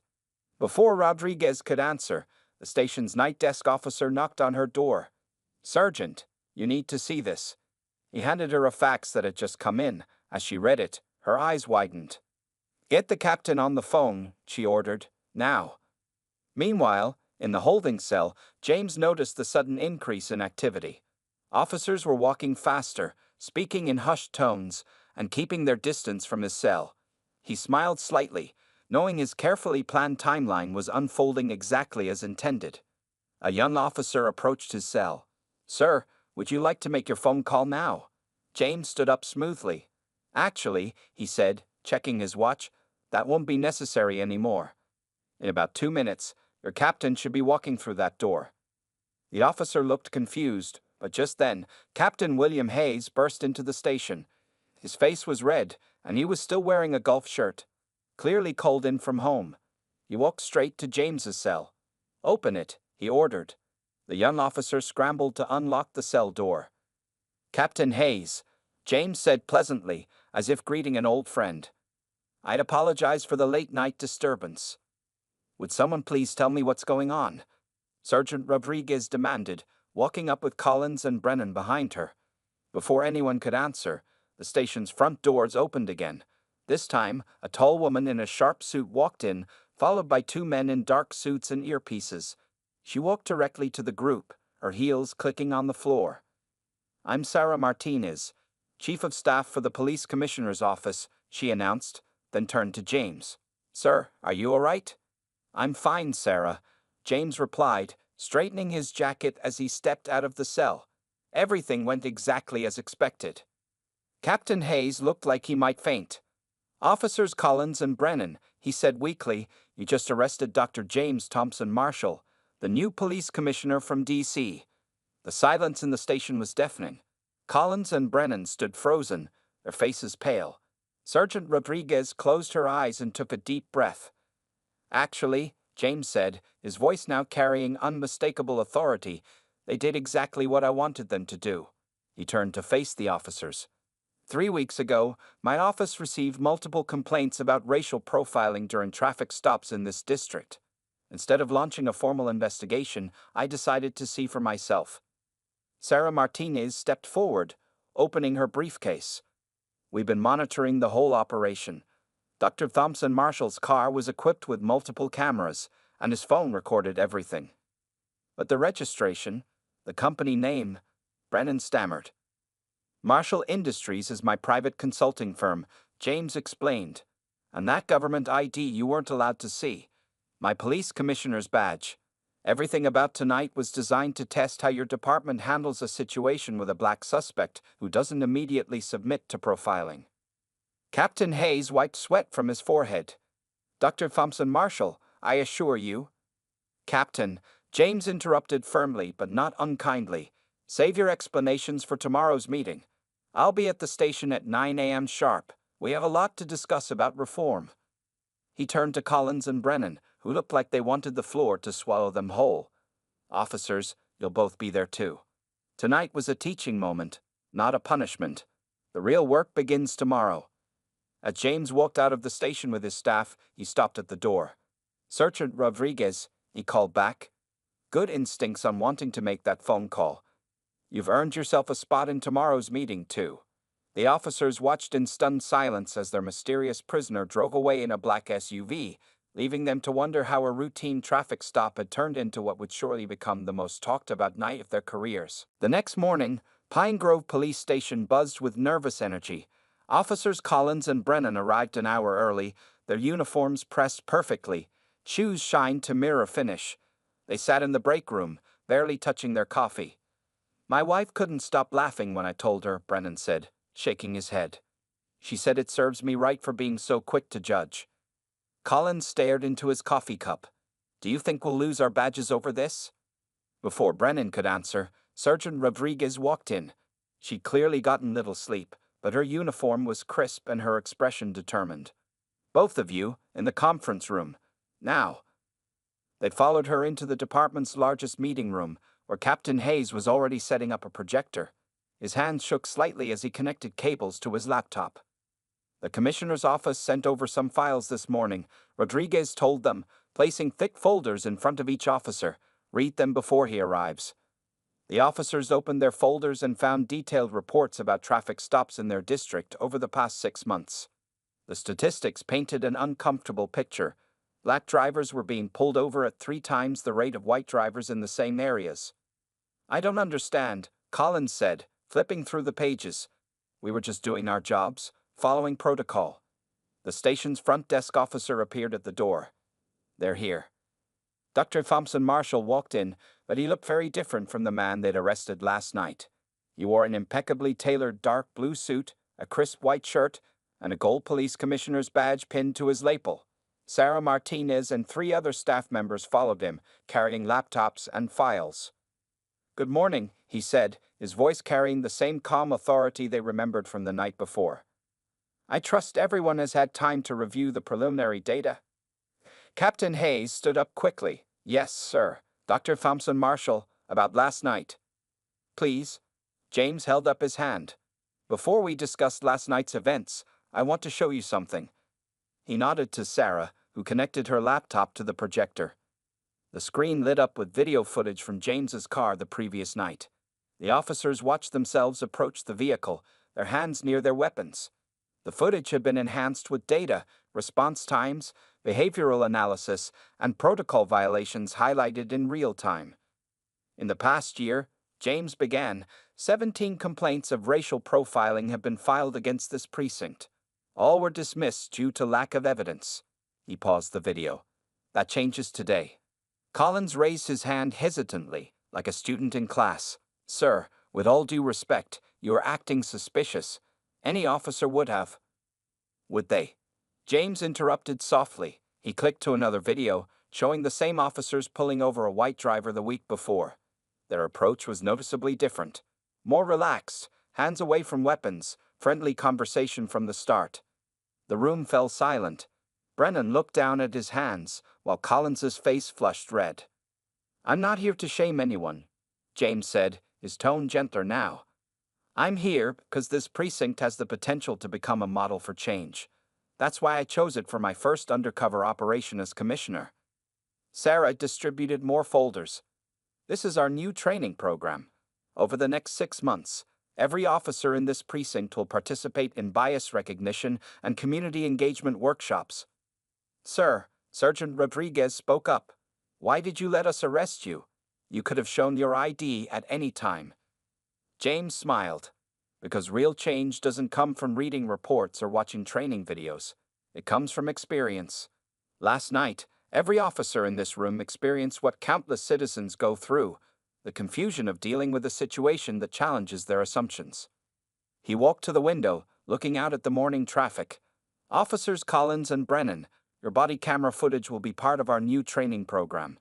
Not as an example of bad policing, but as a teaching tool about how unconscious bias affects split-second decisions. Captain Hayes cleared his throat. And the media? This could look very bad for the department. The media won't hear about this from my office, James assured him. This isn't about public shaming. It's about meaningful change. Starting today, this precinct begins a new chapter. The question is, are you all ready to be part of it? The officers exchanged looks, the weight of the moment sinking in. Their routine traffic stop hadn't just caught a suspicious driver, it had caught them in the middle of a revolution in policing. The county courthouse buzzed with unusual activity 3 days after James Thompson Marshall's arrest. Officers Collins and Brennan sat nervously on a wooden bench outside Courtroom 3, both in their dress uniforms. They had been ordered to appear for what they thought would be a formal hearing about the traffic stop incident. Something's not right, Brennan whispered to his partner. Have you noticed all the important people showing up? Collins nodded. He had been watching a steady stream of well-dressed individuals entering the courthouse. City council members, high-ranking police officials, and even news reporters gathered in small groups, speaking in hushed tones. Sergeant Rodriguez walked up to her officers, her face serious. The hearing starts in 20 minutes. Remember what we discussed.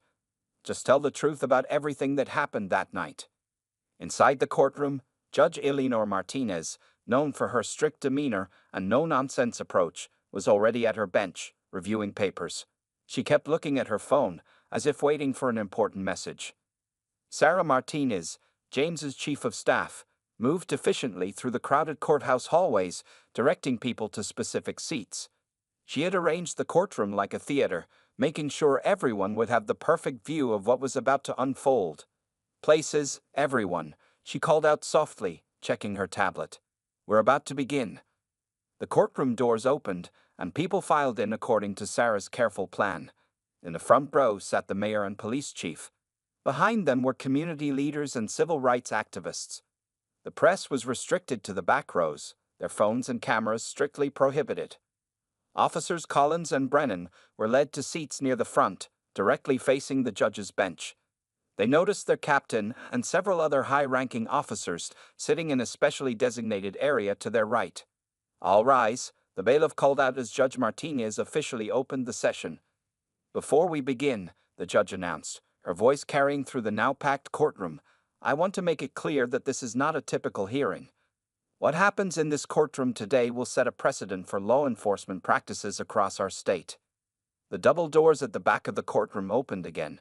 James Thompson Marshall walked in, but not wearing the suit everyone expected. Instead, he wore the same sweater and pants from the night of his arrest. The room fell silent as he walked to the front. "Dr. Thompson Marshall," Judge Martinez said, a hint of respect in her voice, "are you ready to proceed?" "Yes, Your Honor," James replied. "But first, I'd like to thank everyone for participating in what might be the most important police training exercise this city has ever seen." A murmur ran through the crowd. Collins and Brennan looked at each other in confusion. "Training exercise?" Judge Martinez raised her hand for silence. "Let the record show that this court has been convened not for a criminal hearing, but as part of an authorized law enforcement training program developed by Police Commissioner Dr. James Thompson Marshall." Sarah Martinez stood up, addressing the court. 3 days ago, Officers Collins and Brennan participated unknowingly in a carefully orchestrated scenario designed to expose unconscious bias in police procedures. Today, we will analyze that scenario step by step, with input from legal experts, civil rights advocates, and law enforcement professionals. The officers watched in amazement as their body camera footage appeared on large screens around the courtroom. James walked to the center of the room, now every inch the distinguished police commissioner they had come to know. What these officers didn't know, he continued, was that their traffic stop was being monitored by multiple agencies. Every decision, every word, every action was recorded and analyzed. Not to punish, but to learn. Judge Martinez leaned forward. "Dr. Thompson Marshall, you placed yourself in considerable risk with this operation. Was it necessary to go to such lengths?" James looked directly at Collins and Brennan. "Your Honor, real change requires real experience. Today, we're not here to point fingers or assign blame. We're here to understand how deep-rooted biases affect law enforcement, and more importantly, how we can work together to overcome them." The courtroom remained silent, the weight of the moment settling over everyone present. What had started as a simple traffic stop was about to become a landmark case study in police reform, with Officers Collins and Brennan's routine patrol at the center of it all. The courtroom screens flickered with footage from the night of the arrest. Everyone watched as multiple camera angles showed James's car being pulled over, the officers approaching, and the entire interaction that followed. But this time, the footage included something new: thermal imaging and heart rate data from both the officers and James himself. "What you're seeing," James explained, standing in the center of the courtroom, "is fear. Not just from me, but from Officers Collins and Brennan as well. Fear that comes from assumptions we make about each other before a single word is spoken." Sarah Martinez stepped forward with a laser pointer, highlighting the data on the screen. "Notice the officers' elevated heart rates the moment they saw Dr. Thompson Marshall was black. Their hands moved closer to their weapons, even though there were no signs of threat." Collins shifted uncomfortably in his seat, but James raised his hand. "Officers, please don't feel singled out. Your reactions were typical. That's exactly why we're here." Judge Martinez leaned forward. "Dr. Thompson Marshall, please explain to the court your full role and purpose in this operation." James nodded and straightened his tie. 3 months ago, I was appointed as the new police commissioner for the D.C. Metropolitan Police Department. But before accepting the position, I made a condition. I wanted to conduct a series of undercover operations across different cities, experiencing firsthand how officers interact with minority civilians. A murmur ran through the courtroom. The mayor shifted in his seat, and the police chief's face turned red.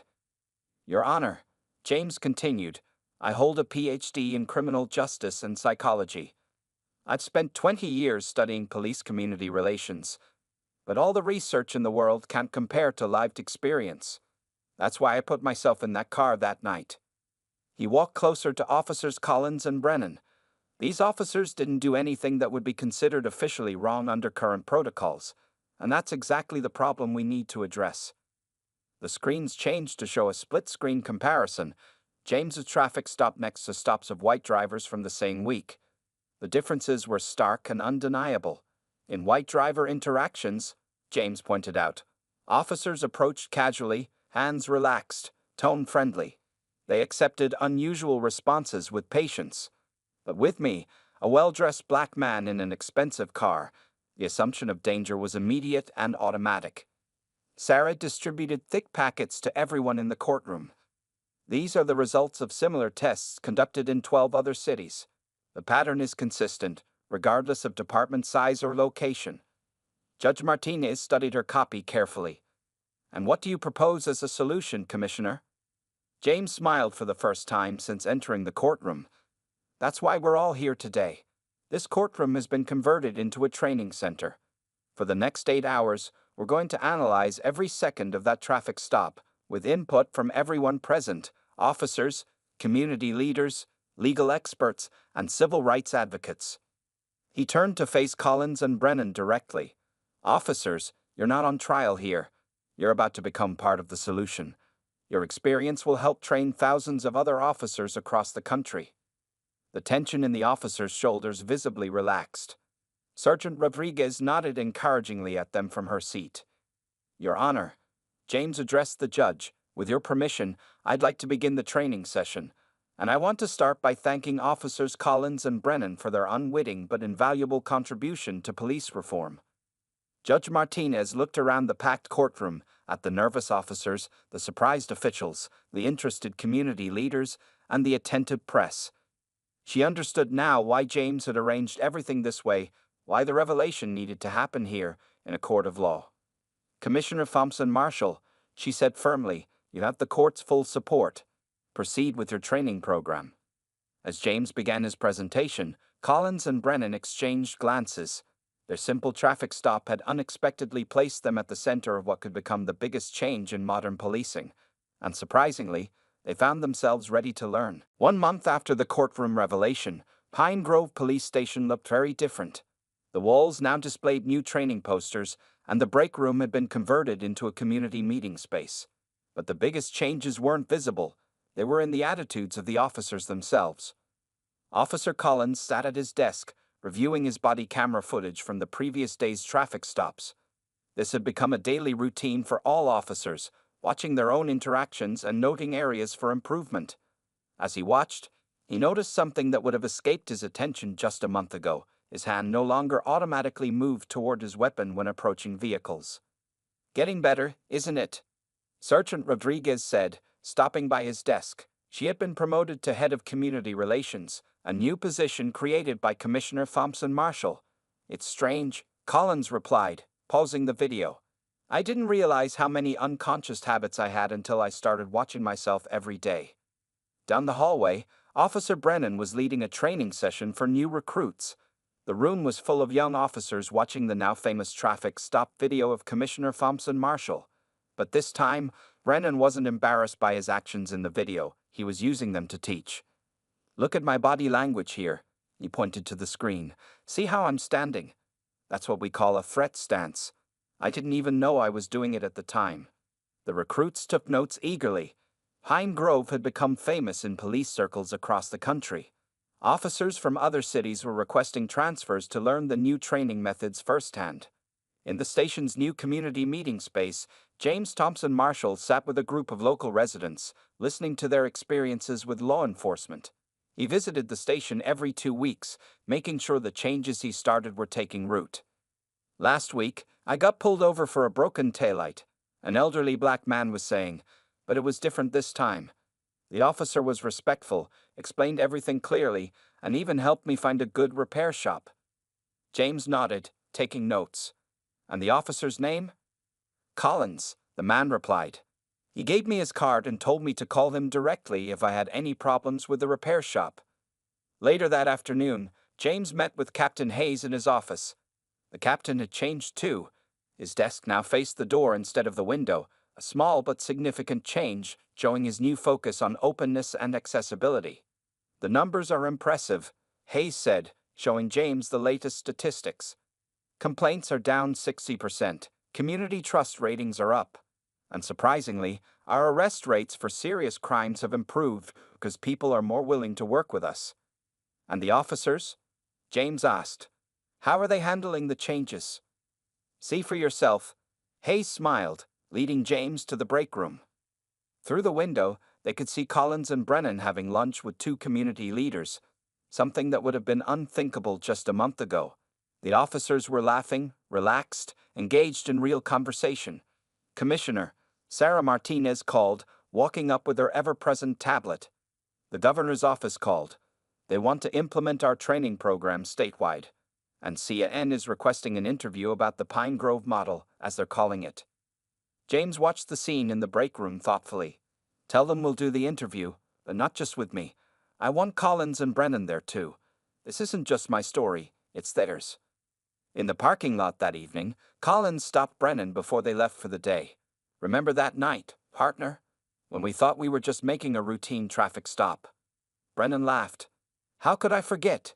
We thought we were busting a suspicious character. Turns out we were part of something much bigger. You know what's funny? Collins said, looking back at the station. That night, we thought we were the ones in control, testing him. But really, he was testing us. And because we failed that test honestly, we got a chance to make things right. As they walked to their cars, they passed a new sign that had been installed at the station's entrance. Pine Grove Police Department, where community and law enforcement work as one. Below it, in smaller letters, was the date of that famous traffic stop, the night that changed everything. 6 months after the famous traffic stop, the Pine Grove Police Department hosted a special ceremony in the city park.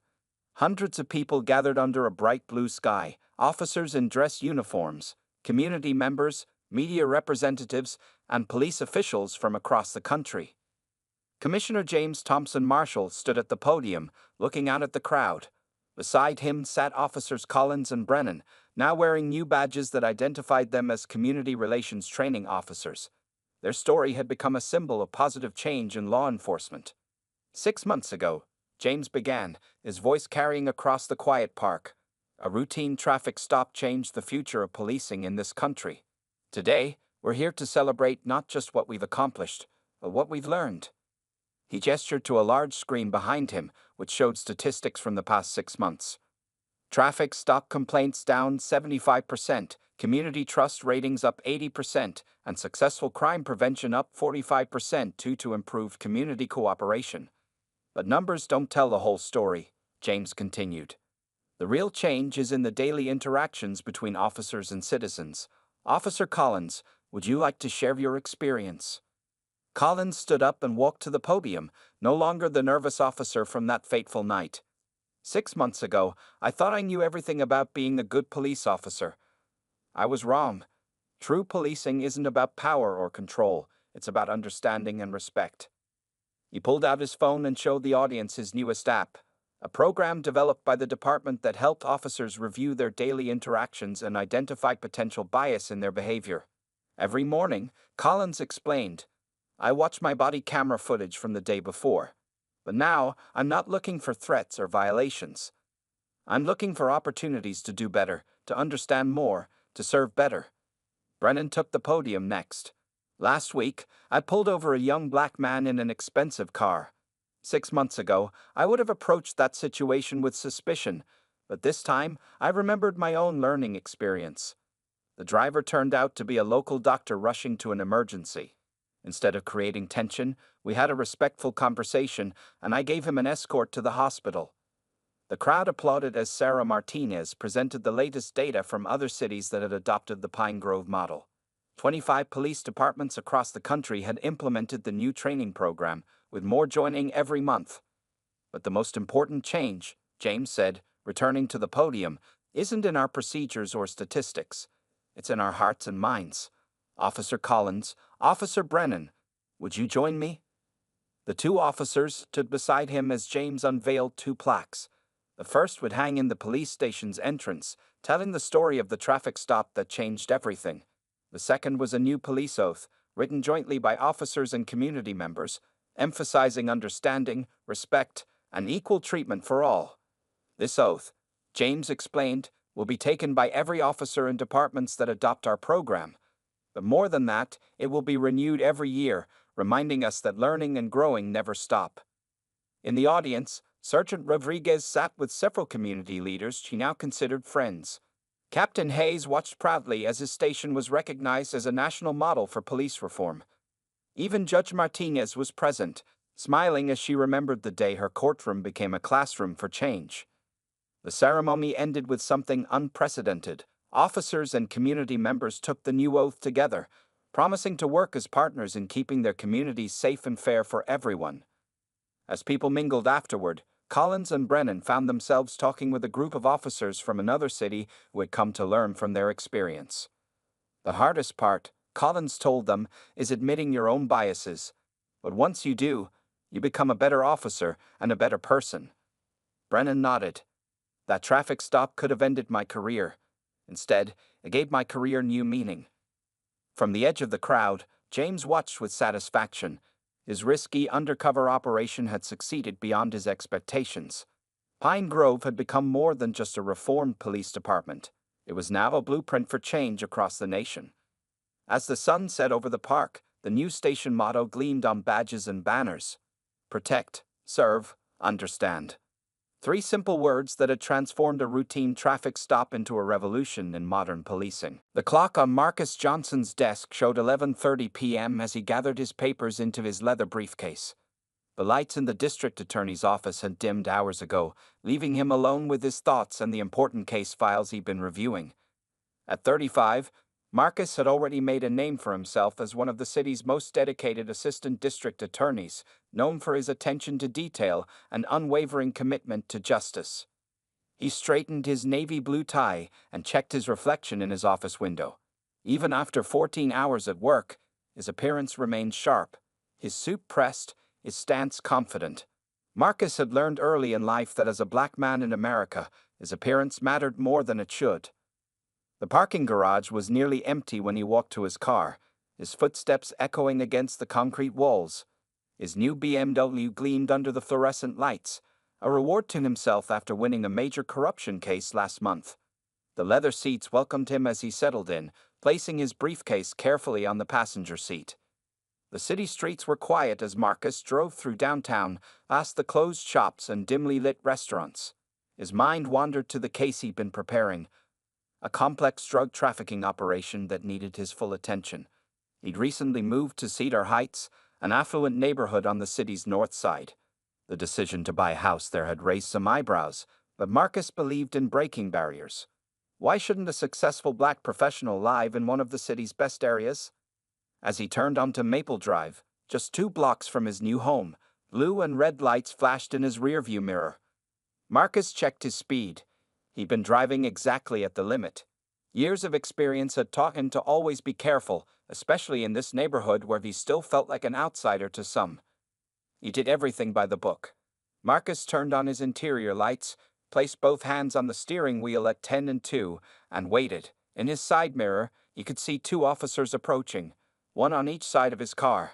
Their hands rested casually on their weapons, a detail that didn't escape Marcus's attention. Well, what do we have here? The officer on the driver's side shined his flashlight directly into Marcus's face, even though the car's interior was already well lit. His nameplate read Sullivan. Little late for a joyride in this neighborhood, isn't it? Marcus kept his voice steady and professional. Good evening, officer. Is there a problem?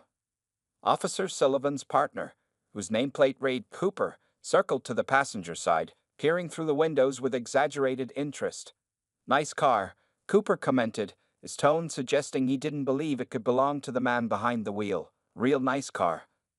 License and registration? Sullivan demanded, not bothering to answer Marcus's question or explain why he'd been pulled over. Of course, Marcus replied calmly. My registration is in the glove compartment, and my license is in my wallet. I'm going to reach for them now. He narrated his movements carefully, a habit he'd developed over years of similar encounters. As he reached for the glove compartment, Cooper's hand tightened on his weapon. Watch his hand, Sullivan. Marcus could feel his heart racing, but his face remained composed. He'd been in this situation before, but it never got easier. The registration retrieved, he slowly reached for his wallet next. You know, Sullivan said, examining Marcus's license with obvious skepticism, we've had some reports of suspicious vehicles in the area. Lots of break-ins lately. You wouldn't know anything about that, would you? No, sir, Marcus replied. I live in this neighborhood, 1242 Maple Drive, just around the corner. Both officers exchanged glances, and Cooper let out a short, mocking laugh. Right. And I'm the President of the United States. Sir, step out of the vehicle, Sullivan ordered, his hand now fully resting on his weapon. Marcus knew this moment well, the crucial point where situations either de-escalated or spiraled out of control. As he prepared to comply, he noticed something that gave him a flutter of hope. Both officers were wearing body cameras. Whatever happened next would be recorded, documented, and eventually judged. Little did Officers Sullivan and Cooper know, they weren't dealing with just any black man in a nice car. They were about to learn a hard lesson about prejudice, power, and justice. But that revelation would have to wait for another day. Marcus stepped out of his BMW slowly, his movements deliberate and calm. The night air was cool against his face, and somewhere in the distance, a dog barked. Officer Sullivan stood uncomfortably close, while Officer Cooper maintained his position near the passenger side, his hands still resting on his weapon. "Spread your legs, hands on the car," Sullivan ordered, his voice carrying a note of satisfaction that made Marcus's stomach turn. As he complied, Marcus could feel the rough treatment that followed wasn't necessary. Sullivan's pat-down was more aggressive than protocol required. "So, you say you live around here?"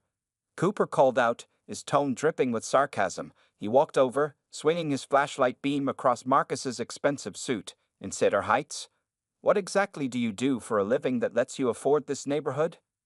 Marcus kept his voice steady, despite the humiliation of his current position.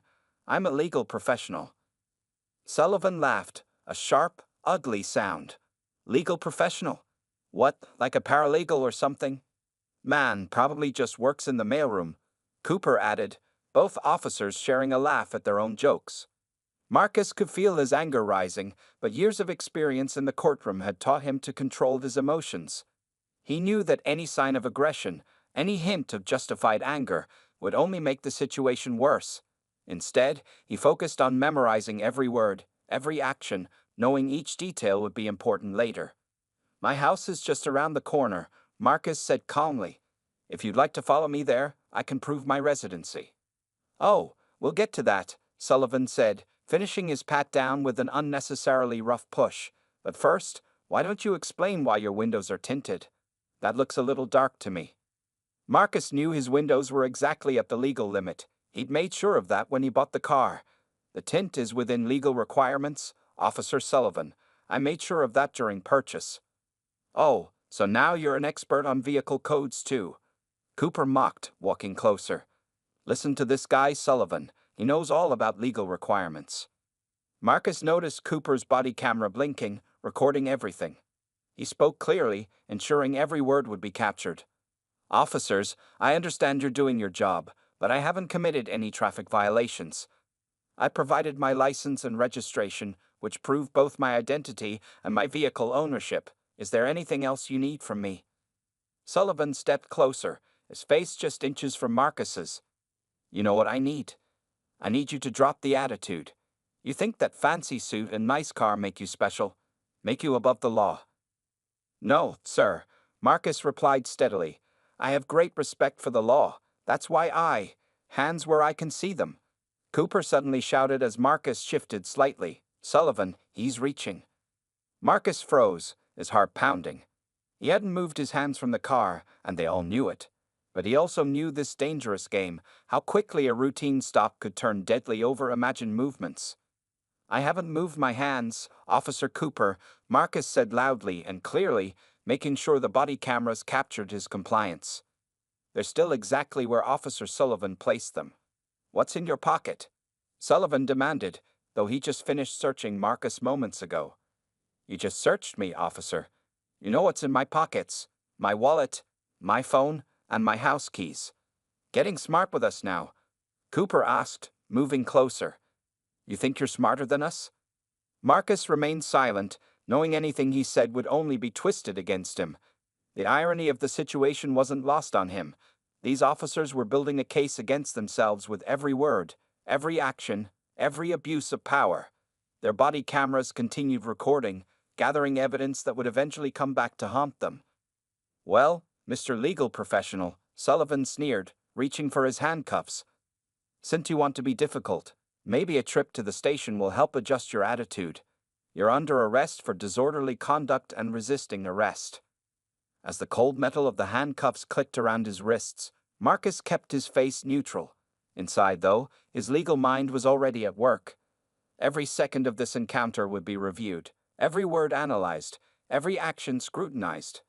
These officers had no idea they were giving him exactly what he needed: clear, documented evidence of racial profiling and police misconduct. The handcuffs bit into Marcus's wrists as Officer Sullivan led him toward the patrol car. His expensive suit jacket bunched uncomfortably around his shoulders, and he could feel the night air cooling the sweat on his forehead. Behind them, Officer Cooper was calling for a tow truck to impound Marcus's BMW. "You know," Marcus said calmly, speaking loudly enough for both body cameras to pick up his words, "this is a clear violation of my civil rights." Sullivan tightened the handcuffs in response. "Oh, look at that, Cooper. Our friend here is a civil rights expert now." Bet he learned that watching Law and Order, Cooper laughed, walking over to join them. He held Marcus's phone in his hand, the screen still recording. "Trying to film us, huh? That's cute." Marcus had positioned his phone on the dashboard when he was first pulled over, a habit he'd developed over years of similar encounters. Recording police interactions is a protected right under the First Amendment, he stated clearly. "Man, you just don't know when to shut up, do you?" Sullivan grabbed Marcus's arm roughly, spinning him around. "You think quoting laws makes you special? Makes you better than us?" A car drove past slowly, its occupants watching the scene unfold.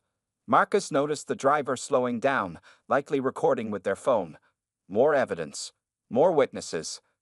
"I'm simply stating facts, Officer Sullivan," Marcus replied, maintaining his composure. "Facts that will be relevant very soon."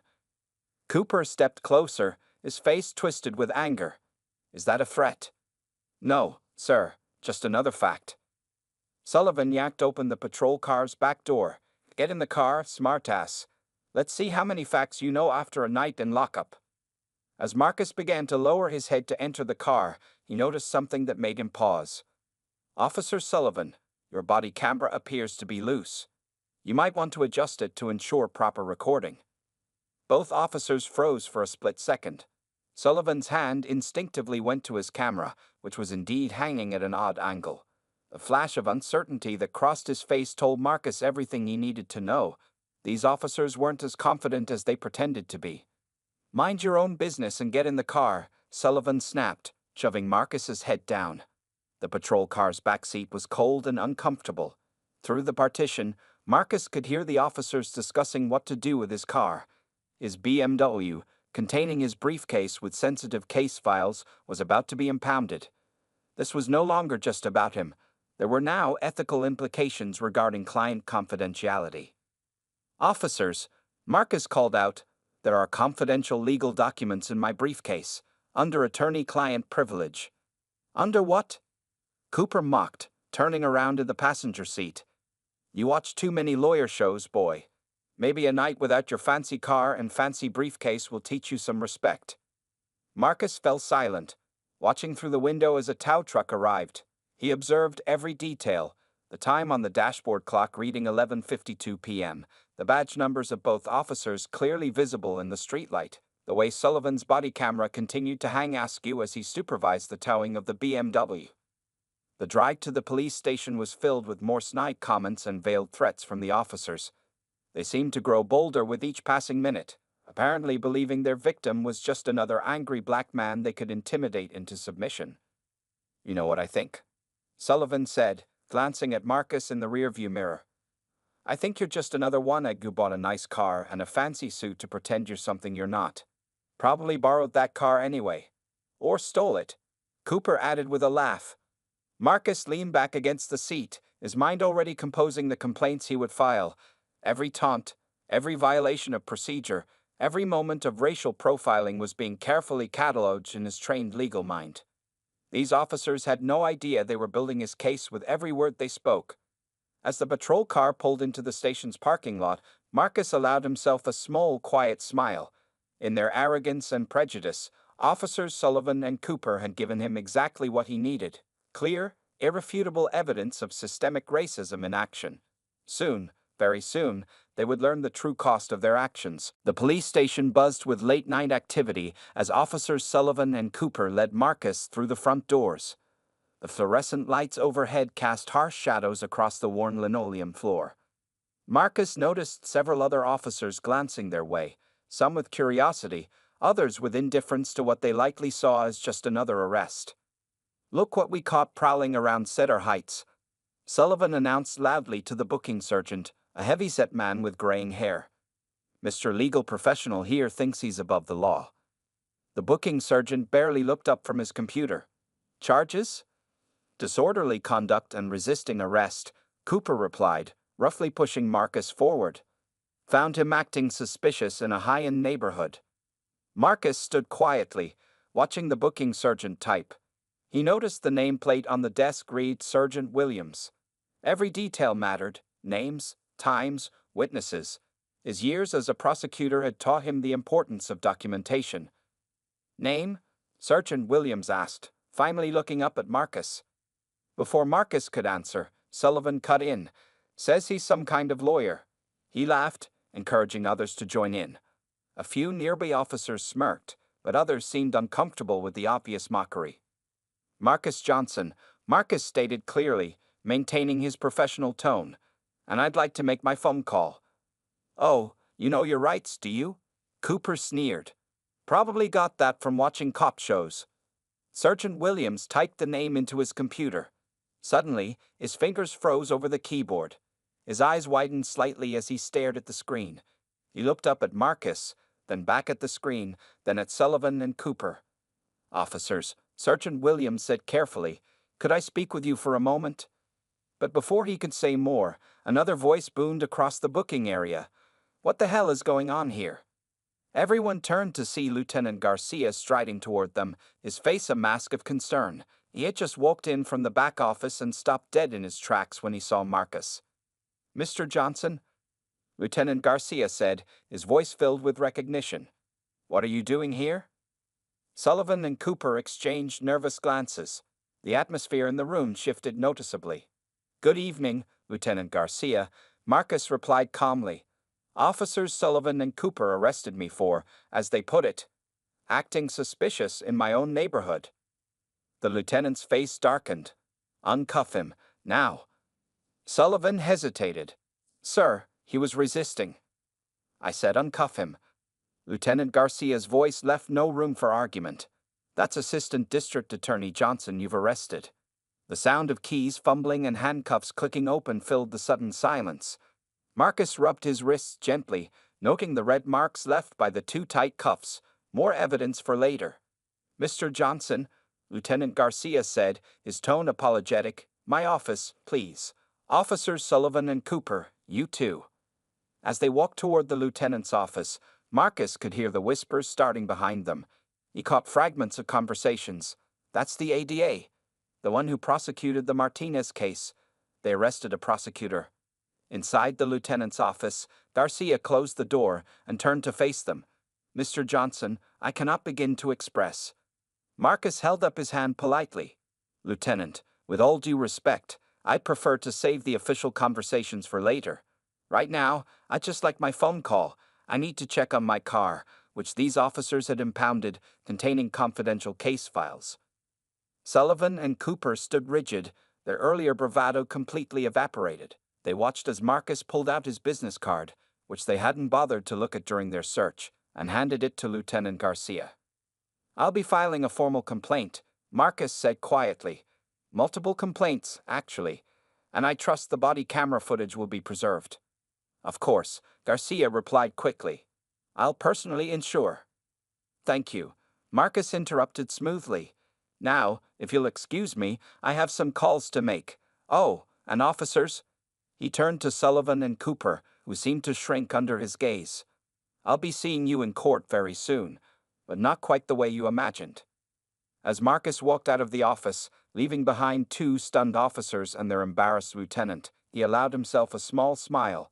The wheels of justice were already turning, and for once, they were turning in the right direction. The morning after his arrest, Marcus sat in his office at the district attorney's building, his coffee untouched on his desk.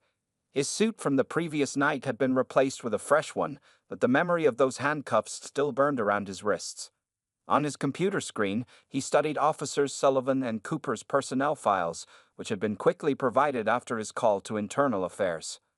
A knock on his door interrupted his reading.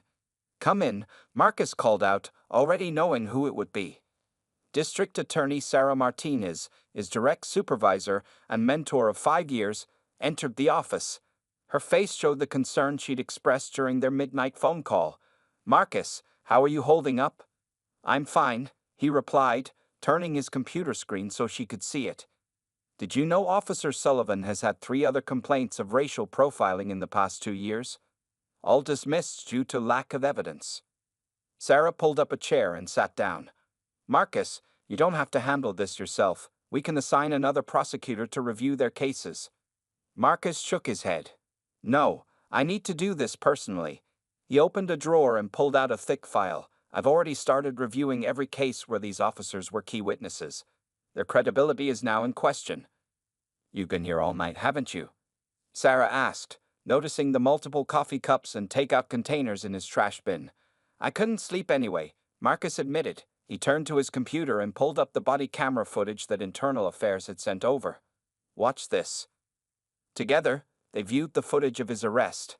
Every snide comment, every unnecessary push, every violation of protocol played out in high definition. Sarah's face grew darker with each passing minute. "This is," she started. "Typical," Marcus finished, but this time they picked the wrong target. He opened another file on his computer. "I found 5 other similar incidents in Cedar Heights alone, all involving minority drivers, all dismissed because it was their word against the officers." Sarah leaned back in her chair, understanding dawning on her face. "You're going to use your case to reopen those incidents?" Marcus nodded. "These officers aren't just racially profiling people, they're lying on official reports. That calls into question every arrest they've made, every testimony they've given." He pulled up another document. "I've already drafted a motion to review all cases where their testimony was crucial to conviction." "The police union won't like this," Sarah warned. "The police union doesn't have body camera footage of their officers openly mocking a prosecutor and violating department policies." Marcus played another clip. "Look here. Officer Sullivan deliberately adjusted his camera to point away during part of the search. That's against department policy." Sarah watched Marcus for a moment, seeing not just her assistant DA, but a man who had found his mission. "What do you need from me?" "Official authorization to handle all cases involving Officers Sullivan and Cooper moving forward." Marcus handed her a prepared document. "And your support when this gets ugly, because it will." Sarah took the paper, reading it carefully. "You know this could affect your working relationship with the police department." Marcus gestured to his screen, where the footage showed Cooper mocking his profession. "That relationship needs to change anyway. Someone has to take a stand." Sarah signed the authorization and handed it back. "Just be careful, Marcus. These kinds of cases can get personal." "It already is personal," Marcus replied, pulling up more files. "But I'm going to handle it professionally. Every I dotted, every T crossed. When I'm done, these officers won't just face disciplinary action. They'll become an example of why systemic change is necessary." As Sarah left his office, Marcus turned back to his computer. On his screen, dozens of case files awaited review, each one a potential story of injustice, each one a chance to make things right. His phone buzzed with a message. The body camera footage had been secured and backed up in 3 different locations. Marcus allowed himself a small smile. Officers Sullivan and Cooper had no idea what was coming, but they were about to learn a valuable lesson about the true meaning of justice. 2 weeks after the arrest, Officers Sullivan and Cooper strode confidently into courtroom 306. They had testified in this courtroom dozens of times before, and today seemed like just another routine appearance. They were scheduled to testify in a drug possession case, the kind of case they handled almost every month.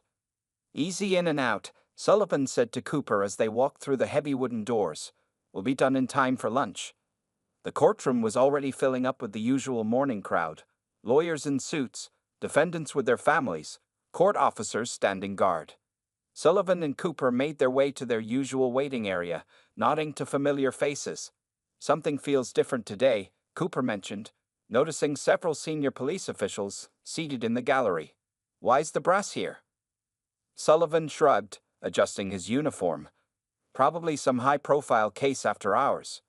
The bailiff called the court to order, and Judge Thompson entered, her face unreadable as she took her seat. "Good morning," she said, scanning the courtroom.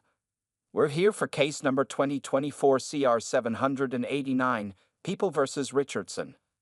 The defense attorney stood up, a face Sullivan and Cooper knew well, but when the prosecutor's chair remained empty, a murmur went through the courtroom.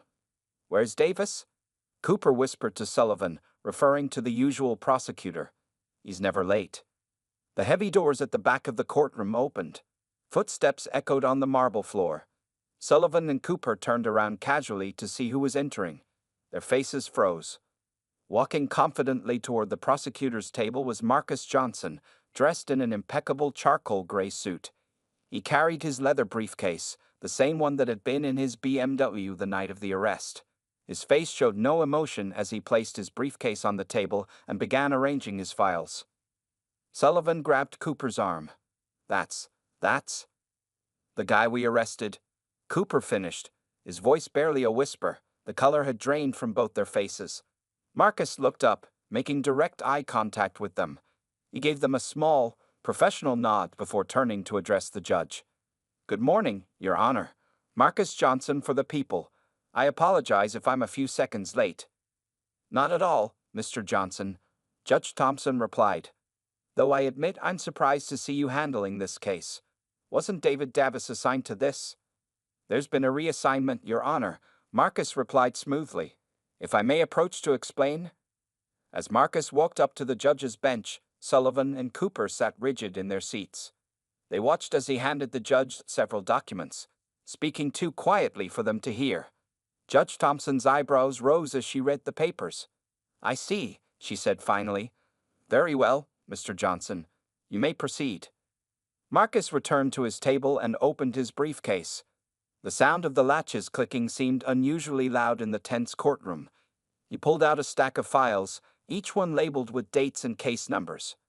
"Your Honor," Marcus began, his voice clear and strong, "before we proceed with today's case, the people need to address some serious concerns about the credibility of our witnesses." Sullivan felt his stomach drop. Cooper's hands began to shake slightly. "Officers Sullivan and Cooper," Marcus continued, turning to face them, "would you please approach the witness stand? We have some matters to discuss regarding the night of January 16th and several other incidents that have recently come to light." The two officers stood on shaky legs. As they walked to the witness stand, they could feel all eyes in the courtroom on them. The senior police officials in the gallery leaned forward, their faces stern. The defense attorney looked confused but intrigued. Marcus picked up the first file from his stack. On its cover, they could see their own names clearly written. Below them, in bold letters, were the words, "Pattern and Practice of Racial Profiling. Internal Affairs Investigation # 2024-47. "Officers," Marcus said, opening the file, "let's talk about your activities in Cedar Heights, shall we?" The courtroom fell silent as Marcus began his questioning. Officers Sullivan and Cooper sat in the witness box, their earlier confidence completely gone. The morning sun streaming through the high windows cast long shadows across their faces, which had grown increasingly pale. "Officer Sullivan," Marcus began, his voice steady and professional, "please tell the court about your department's policy regarding body cameras." Sullivan cleared his throat. They must be on during all civilian interactions and positioned correctly to capture everything." "Correct," Marcus said, turning to switch on the courtroom's large display screen.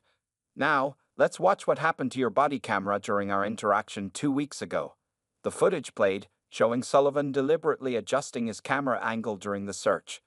Several people in the gallery shook their heads. The senior police officials watching from the back row scribbled notes. "Would you explain why you adjusted your camera, Officer Sullivan?" Sullivan shifted uncomfortably. It was loose. It was falling." Marcus picked up another file. "Interesting, because I have here 5 other incidents in the past year where your camera was similarly loose during searches of minority drivers in Cedar Heights." Cooper glanced nervously at his partner. Their lawyer, hastily provided by the police union, scribbled frantically on his notepad. "Officer Cooper," Marcus turned his attention to the second officer. "In the footage from that night, you made several comments about my presence in Cedar Heights being suspicious. Could you explain the specific behaviors that made you suspicious?" Cooper's mouth opened and closed several times before he answered. You were driving slowly. The GPS data from your patrol car, Marcus interrupted smoothly, holding up another document, shows I was driving exactly at the speed limit. Try again. The defense attorney in the original drug case sat back, watching with growing interest as his own case was temporarily forgotten. Judge Thompson allowed the questioning to continue, her face stern as she watched the scene unfold. Let's review your arrest record in Cedar Heights, Marcus continued, placing a chart on the display. In the past year, you've made 47 traffic stops in that neighborhood. 43 of those stops involved minority drivers. Would you care to explain that pattern? The police union lawyer stood up. Objection, Your Honor. This seems beyond the scope of today's case. Your Honor, Marcus responded calmly. These officers' credibility is directly relevant to every case they testify in, including today's case. He held up more files. I have here 12 cases where these officers' testimony was crucial to conviction. In each case, their body cameras experienced convenient malfunctions or were accidentally misdirected during key moments. Judge Thompson nodded. Objection overruled. Continue, Mr. Johnson. For the next hour, Marcus methodically presented evidence of the officer's pattern of misconduct. He showed traffic stop data, complaint records, and body camera footage from multiple incidents. With each piece of evidence, Sullivan and Cooper seemed to shrink further into their seats. Officer Sullivan, Marcus said, picking up the final file, do you remember telling me that night that I would learn some respect in jail? That I was pretending to be something I'm not? Sullivan stared at the floor. I apologize for those comments, sir. I'm not interested in apologies, Marcus replied firmly. I'm interested in justice, not just for me, but for every person you've profiled, harassed, or falsely arrested. He turned to Judge Thompson. Your Honor, based on this pattern of misconduct, the district attorney's office is moving to review all cases involving these officers. We're also filing formal complaints with Internal Affairs regarding their conduct. The senior police officials in the gallery were now standing, gesturing for their subordinates to join them outside.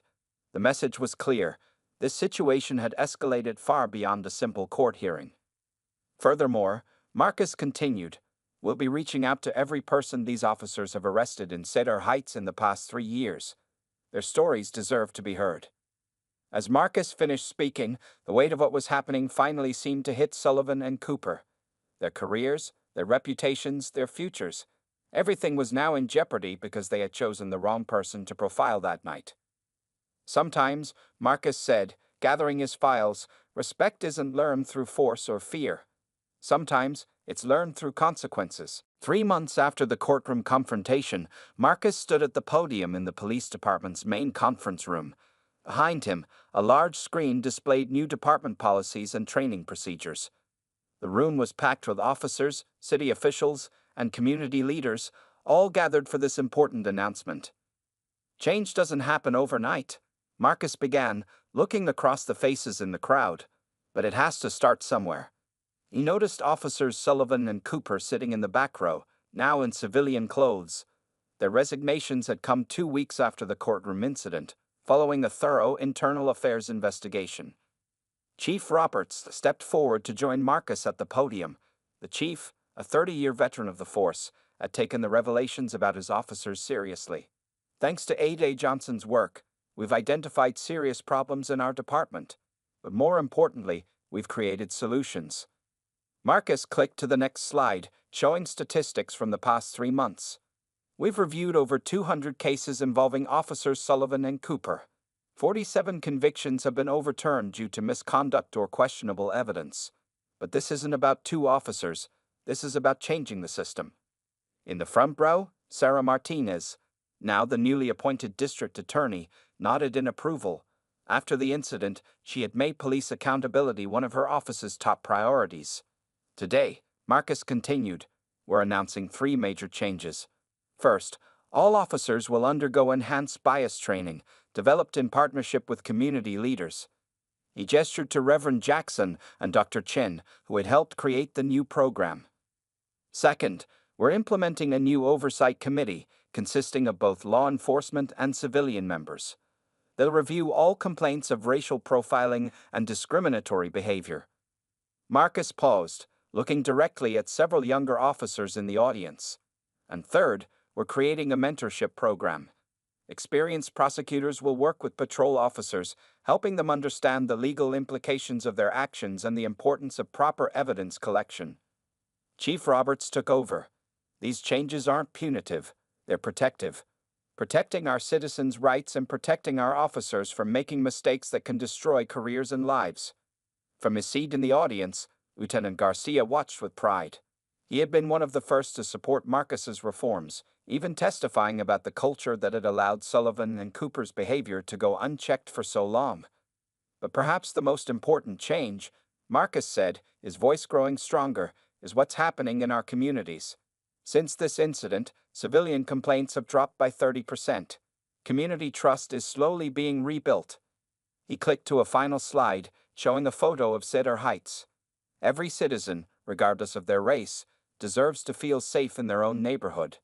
Every person deserves to be treated with respect by law enforcement. And every officer deserves proper training and support to do their job correctly. After the presentation, as people mingled and discussed the new policies, a young black officer approached Marcus. "Sir," she said, "I just wanted to thank you. What you did, it's making a real difference for officers like me too." Marcus smiled, remembering why he'd become a prosecutor in the first place. "The hard work is just beginning," he told her, "but at least now we're having the right conversations."